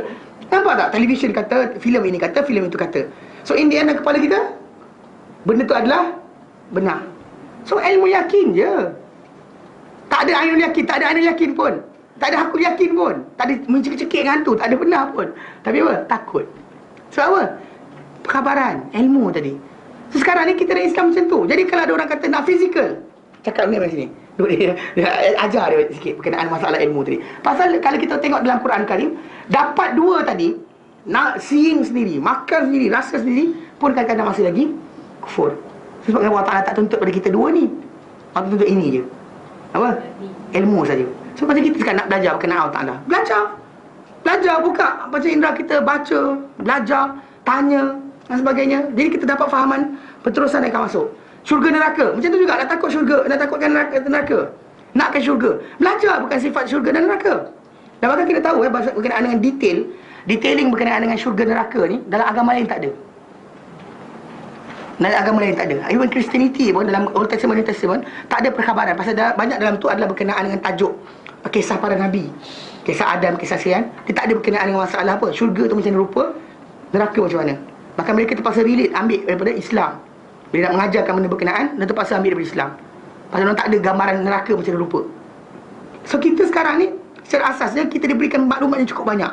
Nak tahu, nak yakin, belajar. Sebab kita boleh takut hantu yang tak nampak dengan sebab apa? Belajar. Kan? Belajar kan? Ini kan juga masalah lain. So secara asasnya apa? Ilmu sudah memadai. So bukannya apa? Nampak, bukannya rasa sendiri. Tapi kena memadai dengan ilmu saja. So kalau orang tu kata kalau dia tak nak benda ni, dia jahiliah, dia confirm dia jahiliah. Faham? Okay? Baik. Seterusnya, keempat, sifat yang keempat. Sifat yang keempat bagi orang yang berfikiran jahiliah ni adalah bertaklid ataupun menolak bukti yang nyata kerana taklid buta. Menolak bukti yang nyata kerana taklid buta. Mana taklid buta lah. Taklid tanpa sebarang apa sebab. Mana kita kata bertaklid sajalah, bertaklid dan menolak. Dan taklid tadi dia tolak hujah yang nyata. Datang hujah tapi dia tolak juga. Tapi sebab taklid. Okey. Kita kata dalam tajuk ni, mana maksud dia kalau seorang manusia tadi dah ada terang, nyata, datang dalil menerangkan satu A, tapi dia kena taklid buta, dia tetap pegang B, maka dia ada masalah. Dalam diri ni kita ajar mana pun kita baca Quran dan hadis, tak akan tukar. Sebab apa? Sebab simple kan. Saya contoh. Dalam masyarakat kita ni berkenaan dengan manusia nampak jin. Ni simple kan? Ini tak usah pergi jauh lah. Pasal orang kita benda ni tak boleh buang. Benda ni tak boleh buang lagi. Kan kita kata ada manusia nampak jin. Orang A nampak jin, orang B nampak jin, kita kata kan. Okay. Pasal dia ni orang alim. Okay. Dalam Al-Quran, dalam surah Al-A'raf, ayat 27, Al-A'raf 27. Al-A'raf 27. Allah Ta'ala nyatakan, a'udzubillahi minasyaitanirrajim. Ya bani Adam, Hei anak-anak Adam. Hei anak-anak Adam. La yaftinannakum syaitan. Jangan syaitan memperdaya kamu. Kama akhraja abawaykum minal jannah. Sebagaimana syaitan keluarkan ibu bapa kamu, itu Adam dan Hawa, daripada syurga. Yanzi'u anhuma, dia itu syaitan tadi cabut daripada mereka berdua, daripada Adam dan Hawa. Libasahuma, pakaian mereka berdua. Liyuriyahuma, supaya dia dapat lihat pada mereka berdua, tunjuk pada mereka berdua. Sau'atihima, kemaluan mereka berdua. Itu tak ni lagi. Ini tajuk dia. Kemudian Allah kata, innahu, sebenarnya dia syaitan ni, yarakum, melihat kamu. Melihat kamu. Huwa wa qabiluhu, dia dan kumpulan dia. Dia dan kumpulan dia melihat kamu. Min haitsu, dalam keadaan la tarawna, kamu tak melihat mereka. Stop dulu Berdasarkan ayat ini, Ibn Katsir rahimahullah, dia kata apa? Ibn Asy-Syafi'i rahimahullah keluarkan fatwa. Barang siapa kata nampak jin, maka penyaksian dia tertolak. Dia tak boleh jadi saksi. Dia tak boleh, barang siapa kata nampak jin, dia tak boleh diterima jadi saksi nikah, saksi perbicaraan hudud, tak boleh jadi saksi dalam apa keadaan sekali, tak boleh. Saksi jual beli pun tak boleh. Siapa kata nampak jin, penyaksian dia tertolak. Siapa kata? Imam Syafi'i kata, berdasar pada apa? Ayat Al-Quran, surah Al-A'raf tadi, Allah kata, innahu, sebenarnya dia syaitan ini, yarakum, melihat kamu, huwa wa qabiluhu, dia dan kumpulan dia. Dia dan kawan-kawan dia, min haitsu, dalam keadaan la tarawnahum, kamu tak melihat mereka. Okey. Tapi bila kita sebut benda ni, statement ni, bila saya cerita kan, ada orang angkat tangan. Dia angkat tangan, kata, Ustaz, tapi ada orang kata boleh nampak. Dia pula Datuk doktor sikit, dia sebut nama. Kata dia nampak. Saya pandang muka dia. Sini macam statement kata pergi hantar jin naik bas dan sebagainya. Dia kena nafikan. Tapi orang kita pegang. Actually orang Malaysia, orang Melayu kita ni, abah aku kata, atuk dia kata, semua everybody kata. So kerana kata-kata tadi, datang bukti contoh ni. Al-Quran kata tak boleh. Al-Quran kata tak boleh. Ikut ayat Quran tadi tak boleh. Bahkan siapa kata nampak jin ni, orang tu ada dia masalah. Dan biasanya kita nampak, orang kata nampak jin tu dia nampak benda kat sana. Dia kata, atas pokok tu ada. Tapi dia tak nampak korin dia. Faham tak? Kan dia ada korin. Korin dia tak nampak. Dia nampak yang kat atas pokok, ujung kampung, tepi situ. Macam kawan dengan kita. Bila Nabi kata, semua manusia ni, Nabi kata, tidak ada mana-mana anak dilahirkan kecuali bersama dia 2 korin. 2 teman rapat. Satu jin, satu malaikat. Yang akan bisikkan dia pada benda buruk. Sekarang ni, bomoh tadi takkan nampak tu. Dia akan nampak mana? Dia akan nampak yang atas pokok tu. Yang sekian-sekian. Nampak tak? So, jadi kadang-kadang kita bila bomoh cakap, kita nafilah. Ustaz cakap. Ustaz, tapi tak kau ustaz tipu. Dia start. Dia main.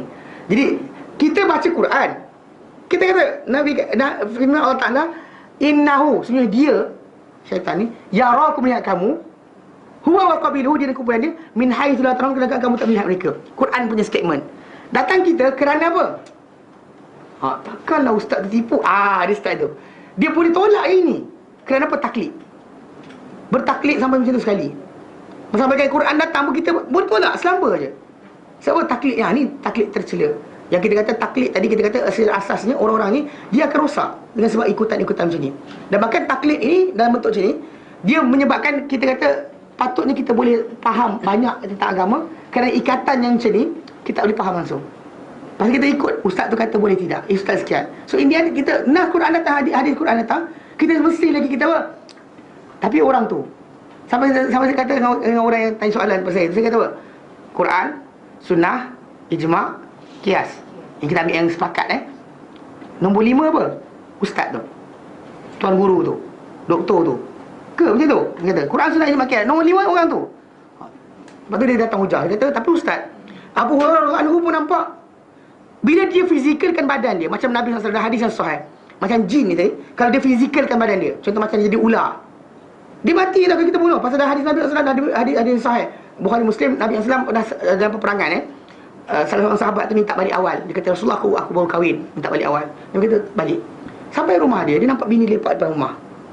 Dan bagi orang Arab, benda ni dia rasakan benda berkenaan adalah aib kan. Kerana apa? Bini dia tunjuk diri depan orang, aib kan. Dia pun tombak kat tangan dia nak baling. Kita kalau tu bini kita biar nampak tunjuk orang. Okey, dia tak ada. Dia nampak tu dia nak marah. Okey. Bila nak marah, bini dia kata tunggu kejap. Dia kata nampak suami nak baling lembing kan. Tunggu kejap. Tengok di dalam rumah ada apa. So dia masuk dalam rumah, dia tengok atas katil tidur dia ada ular besar. Dia bergelut dengan ular berkenaan. Dia mati, ular tu mati. Bila Nabi balik daripada perang, kemudian dicerita kepada Nabi kisah tersebut, Nabi jawab apa? Nabi tak kata macam lain kali tak belerang keliling rumah, nanti ular tak datang. Nabi tak kata itu. Nabi kata sesungguhnya di Madinah ini ada jin-jin yang masuk Islam. Barang siapa yang rumah dia dimasuki oleh ular, maka berikan izin 3 hari. Madinah aja, kat Malaysia yang buat. Izinkan 3 hari. Pasal di sini tau. Okey, bila kan zaman dahulu, bila kita kata perkampungan, kan, outskirt luar perkampungan kosong, tak ada orang. Ni kawasan ni ada orang. Okay. Bila orang luar datang, yang Nabi kata tetamu 3 hari tu, dibenarkan masuk bandar tadi, jangan pergi dekat luar. Izinkan masuk dalam. Bukan masuk tiap rumah.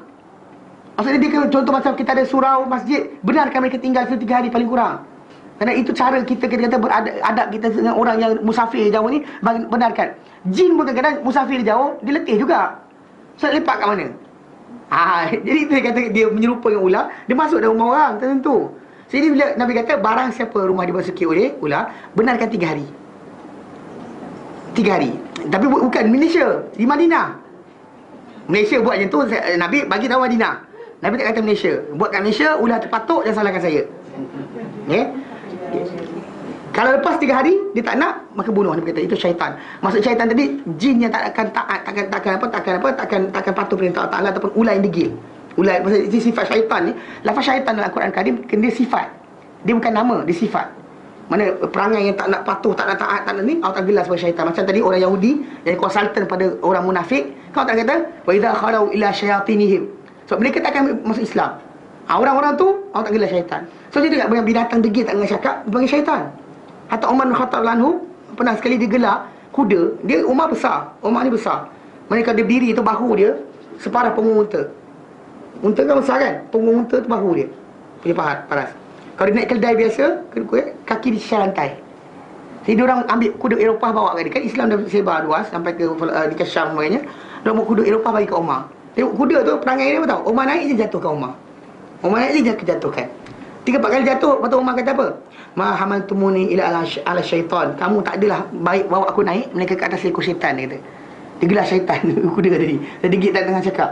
Pasal Nabi dalam hadis yang sahih, Nabi kata kuda ini terikat pada nasiah dia, ubun-ubun dia, kebaikan sampai hari kiamat. Mana kuda ni walaupun dia gagah, dia lari laju, dia boleh patuh pada kita. Tapi bila ada yang tak patuh, dia gelar syaitan. Gelar syaitan tadi kepada makhluk yang degil tak dengar cakap. Dia jangan cakap pada anak syaitan. Kan? Tapi anyway, lafaz tadi kita kata, memang kita kata gelaran tadi tu datang. Jadi bila kita kata orang tu tak apa, bila dalam Al-Quran tadi kata dia tak nampak kita. Dia tak nampak kita. Kita tak nampak dia, dia nampak kita. So kita pegang. Jangan sekali-kali kita kata macam, tapi ustaz tu kata, orang tu kata, kita start main tau. Dalam keadaan itu sebenarnya kita sebenarnya dalam taklid. Kita dah datang dalil, patut kita terima. Kita terus kata, takkanlah ustaz tak tahu. Itu masalah. Dan taklid ni ada 3 bentuk. Yang tercela ada 3 bentuk. Pertama, taklid dalam tajuk atuk nenek, grandfather, forefathers, mana atuk kita, atuk kata dan sebagainya kita buat. Sekarang lah orang Melayu kita kata bila Nabi tak ajar berkenaan dengan selamatkan orang yang telah mati. Orang yang telah mati, dan kita sayang bapak kita, mak kita, atuk kita, moyang kita, sebagainya sayang. Nak selamatkan mereka daripada azab Allah Ta'ala, Nabi ajar doakan. Kalau anak yang soleh, anak yang baik, dia jadi macam pokok. Anak tu buat apa kebaikan, as long as dia doa mak bapak dia akan dapat, mak bapak dia akan dapat saham. Maksud saham ni, anak dia datang belajar, macam kita datang belajar hari ni, dan kita ingat berdoa pada ibu bapa kita yang telah mati, maka mak bapak kita dapat pahala kerana kita datang belajar. Macam seolah kita macam pokok yang dia tanam.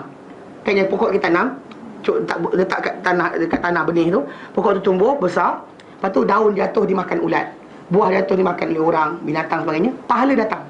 So dia tak masalah bila anak kita tinggal macam benih yang bagus, yang elok, yang doakan kita, maka dia buat apa saja kebaikan, kita akan dapat saham. Itu maksud sebenarnya yang dikatakan hadis Nabi, bila mati anak Adam, bila mati atau mati seorang manusia, putus amalan dia kecuali 3. Maksudnya tak ada amal baru dah, kecuali 3. Amal yang akan betul-betul saya datang juga, sedangkan sedekah, ilmu, anak yang soleh yang tinggal kat dunia ni, yang sentiasa doakan dia, maka anak tu punya amal, anak tu dapat amal dia, amal sendiri, perbuatan anak tu dia dapat saham. Pasal dia tinggalkan benih yang baik kat dunia ni.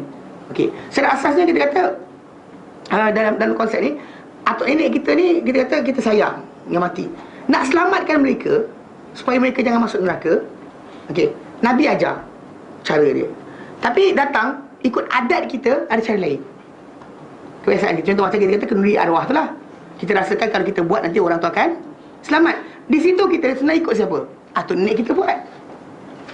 Faham tak? Jadi bahkan kita kata berkekalan. Dia ada dua, either benda bid'ah ataupun benda kufur. Bahkan kita kata dalam zaman dahulu, orang-orang bukan Islam zaman dahulu, macam Ibrahim AS, bila dia kata pada kaum dia kata apa? Ma hadhi tamathilul lati antum laha akifun. Apa berhala-berhala ni kamu beriktikaf depan berhala ni? Berhala apa ni? Kan apa patung-patung ni? Kan kaum dia kata apa? Qalu wajadna aba'ana laha abidin. Kami dapati atuk nenek kami kepada patung-patung ini menyembah. So kami menyembah jugalah. Kerana Muhammad SAW sendiri, kalau kita lihat Nabi SAW dahulu, bila Allah sebut dalam surah Zukhruf ayat 22 Allah nyatakan, bal qalu inna wajadna aba'ana ala ummatin wa inna ala atharihim muhtadun. Bahkan mereka berkata, kami dapati atuk nenek kami berada pada satu amalan, satu kedudukan. Kami di atas kesan-kesan mereka, kami akan mendapat petunjuk. Allah kata apa? Kadzalika wa kadzalika, dan demikianlah hai Muhammad, ma arsalna min qablika fi ummatin fi qaryatin min nadhirin. Tidak, hai Muhammad, demikianlah, tak pernah kami utuskan pada mana-mana kampung seorang rasul, seorang pemberi peringatan, illa qala mutrafuha, mereka akan berkata, orang-orang yang diberikan nikmat dalam kampung berkenaan, inna wajadna aba'ana ala ummatin, kami dapati atuk nenek kami pada satu keadaan, state of mana ibadat dan ataupun apa amalan, wa inna, dan sesungguhnya kami ala asarihim muqtadun, kami akan dapati pada amalan mereka ni, kami akan dapati apa? Petunjuk. So secara tak langsung mereka terus kekal, tak nak ubah, kekal. Sebab apa? Sebab benda keadaan, dan bahkan dia tak nak ikut, tak nak tukar benda tersebut. Dan dalam ayat yang lain Allah terangkan, dalam surah, contohnya surah Al-Baqarah ayat 170, Allah nyatakan, a'udzubillahi minasyaitanirrajim, wa idza qila lahum ittabi'u ma anzalallah, dan bila dikata kepada mereka, ikutlah apa yang diturunkan oleh Allah Ta'ala, qalu, mereka berkata, bal nattabi'u ma alfaina alaihi aba'ana, bahkan kami akan ikut apa yang dibiasakan kepada kami oleh atuk nenek kami. Atau nak kata apa? Awalau kana aba'hum, adakah mereka nak kena ikut juga? Mereka ikut juga atuk nenek kami, atuk nenek mereka. Awalau kanu la yaqilu syai'an wa la yahtadun, adakah mereka nak kena ikut juga kalau sekalipun atuk nenek mereka tadi tak tahu apa-apa pun dan tidak mendapat petunjuk, nak ikut juga ke? Soalan Allah Ta'ala pada kita. Okay, itu dua contoh dalam tajuk atuk nenek. Kedua, taklid yang tercela ni berlaku dalam tajuk mengikut ahli ibadat dan orang-orang yang alim. Saya sebut statement ni, banyak orang macam confused. Ayat biasa keluar, kalau bukan ustaz kita ikut, siapa kita nak ikut? Betul tak? Kalau bukan ustaz, siapa nak ikut? Tapi masalah sekarang ni, Allah Ta'ala telah cela berkenaan dengan mengikuti orang yang alim dan juga dan juga orang yang abid, banyak ibadat. Di dua manusia yang state dalam agama ni, orang yang alim, orang banyak ibadat. So ikut dua ni pun Allah Ta'ala tak benarkan. Okay. Kenapa? Kita lihat dalam Al-Quran Karim, dalam contoh dalam surah At-Taubah ayat 31 surah At-Taubah, Allah Ta'ala cela kepada ahli kitab, dan kita ikut serta akan jadi macam mereka kalau kita buat benda yang sama. Allah Ta'ala sebut dalam Quran dalam surah At-Taubah ayat 31, a'udzubillahi minasyaitanirrajim, ittakhadhu ahbarahum wa ruhbanahum arbaban min dunillah. Ittakhadhu, mereka mengambil, ahbarahum, pendeta-pendeta mereka. Yang bagi orang Yahudi, pendeta tu adalah orang paling alim.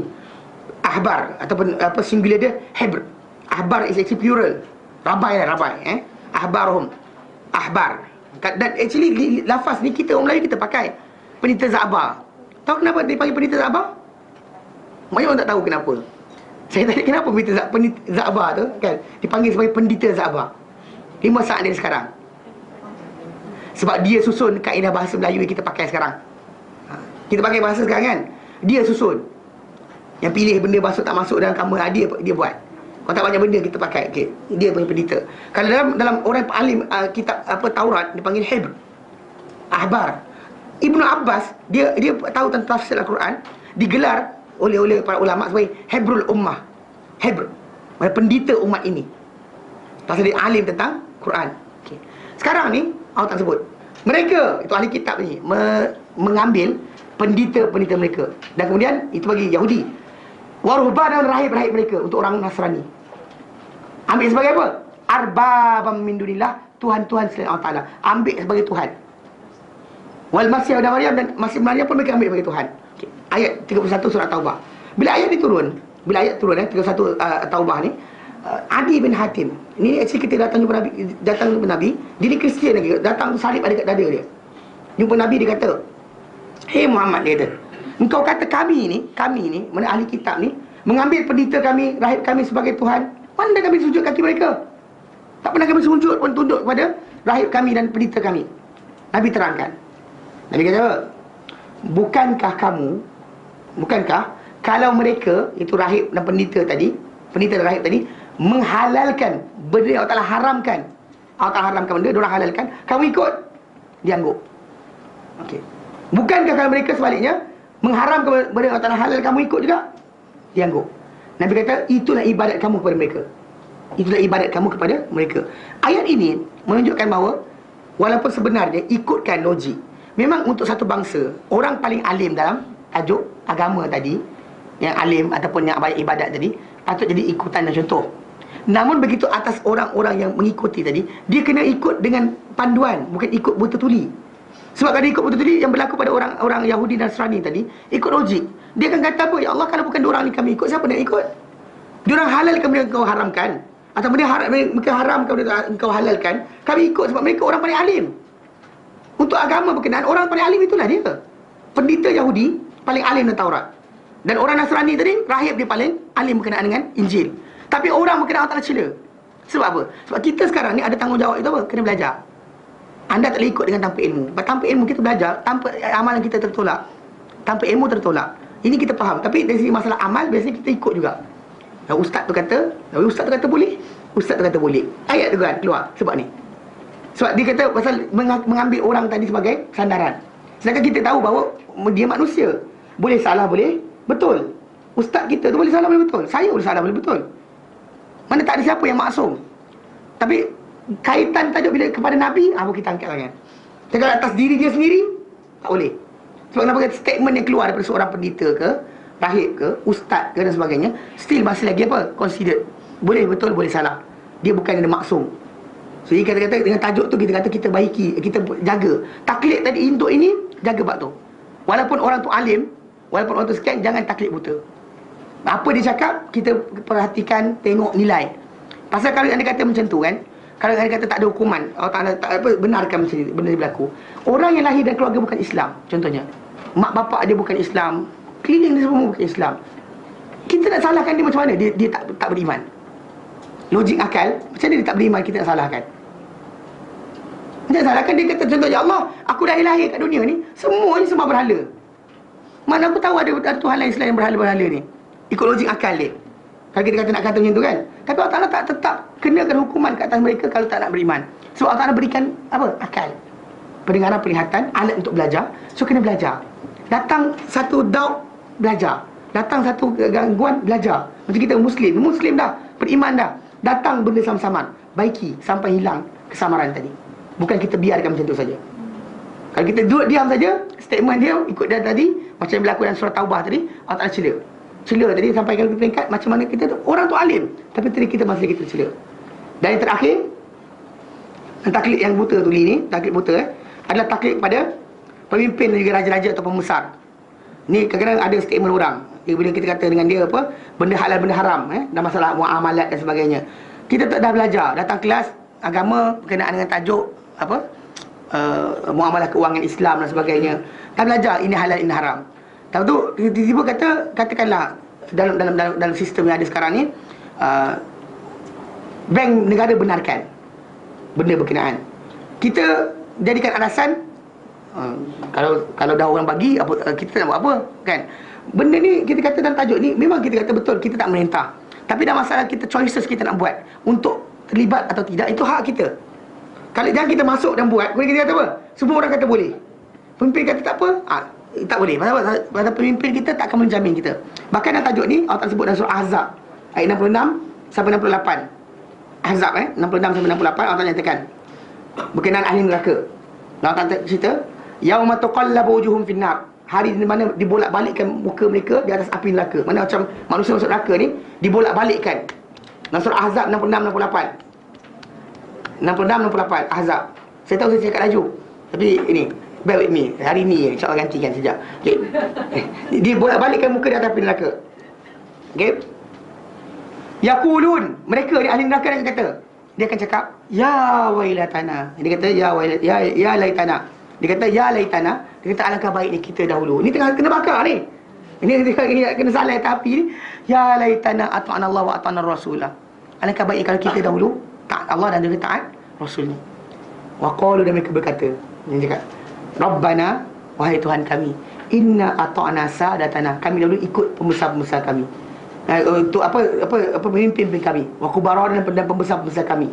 Fa adalluna sabila, dan mereka sesat kami jalan. Jalan sesat dah. Diorang tunjuk kami. Betul, kita sistem itu ada, sistem pendidikan macam tu. Jangan kita kata kerana diorang buat kita lepas tangan. Tak. Sebab kita masih bertanggungjawab di atas diri kita. Dan kita main salahkan orang dan kita terus tu kita sesat ni, salahkan orang. Tak belajar, tak baiki akidah, macam mana? Maka kita kata dalam asas ni, orang tu dia akan atas neraka. Dia kata Rabbana inna ata'na sadatana kubara'ana fa'adalluna sabila. Wahai Tuhan kami dahulu taati pembesar kami, pemimpin kami, pemimpin dan pembesar kami, lalu mereka sesatkan kami jalan. Rabbana, wahai Tuhan kami, atihim di'afain azab. Datangkan mereka 2 kali ganda azab. Datangkan, pasal diorang ni buat jadi, datangkan azab pada mereka. Minta kepada Allah Ta'ala supaya azab orang yang sesatkan kita dari kalangan pemimpin dan sebagainya. Jadi masalahnya kita kata keadaan sebut doa ahli neraka. Belah mana nak dimakbulkan? Mana nak dimakbulkan doa ahli neraka? Secara asasnya kita kata keadaan sebut natijah dia taklid tadi tak boleh.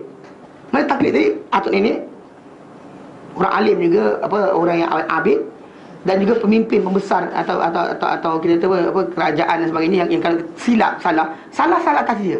Kita tanggung diri kita masing-masing. Yang kita kata sistem salah, kita ada hal kita sendiri. Jadi secara asasnya kita kata tiga benda tadi tak boleh lagi kita buat dah. Stop. Kalau kita start berterusan macam tu, maka kita masuk dalam sifat keempat itu taklid buta tuli, yang mana kita kata datang dalil kita tak tolak juga. Faham? So jadi kita taklid ini memang tak dibenarkan, dan itu sifat yang keempat.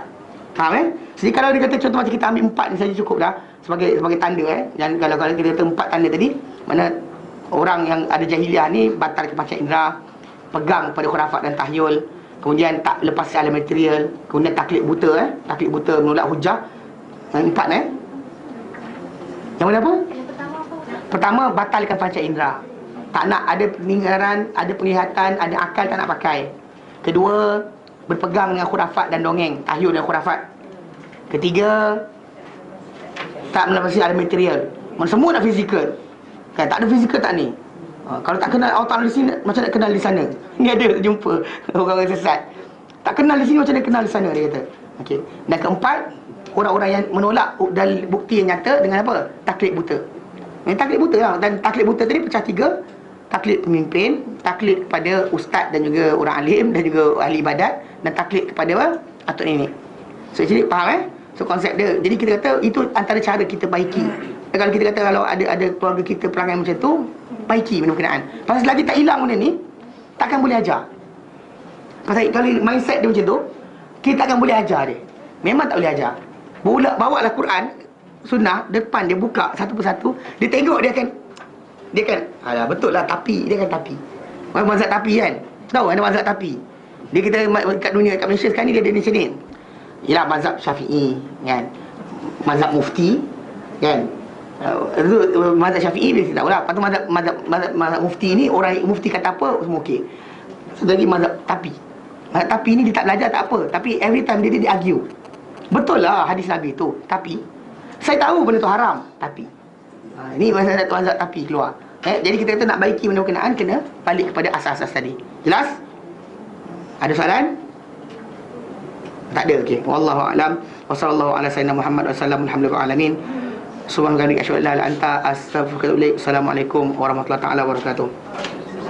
Doakan ustaz kita Ustaz Ridwan sembuh cepat. Doa ramai-ramai, bangun seperti akhir malam ke, kalau sayanglah kelas nak belajar, bangunlah. Ini kadang duduk kan malas doa dan sebagainya, doakan untuk dia supaya sembuh cepat dan dapat teruskan balik kelas. Ini kadang-kadang teringat satu hari Ahad ustaz tak ada, betul tak bangun malam, doalah, bangun. Waktu-waktu makbul doa tu, doa, ingat dia, doakan. Bahkan doa tu bukan, jangan bagi tahu lah pula saya doakan ustaz, saya bagi tahu. Saya bagi tahu. Doa Zuhr dia tak tahu, kita doakan. Okey? Wallahu a'lam.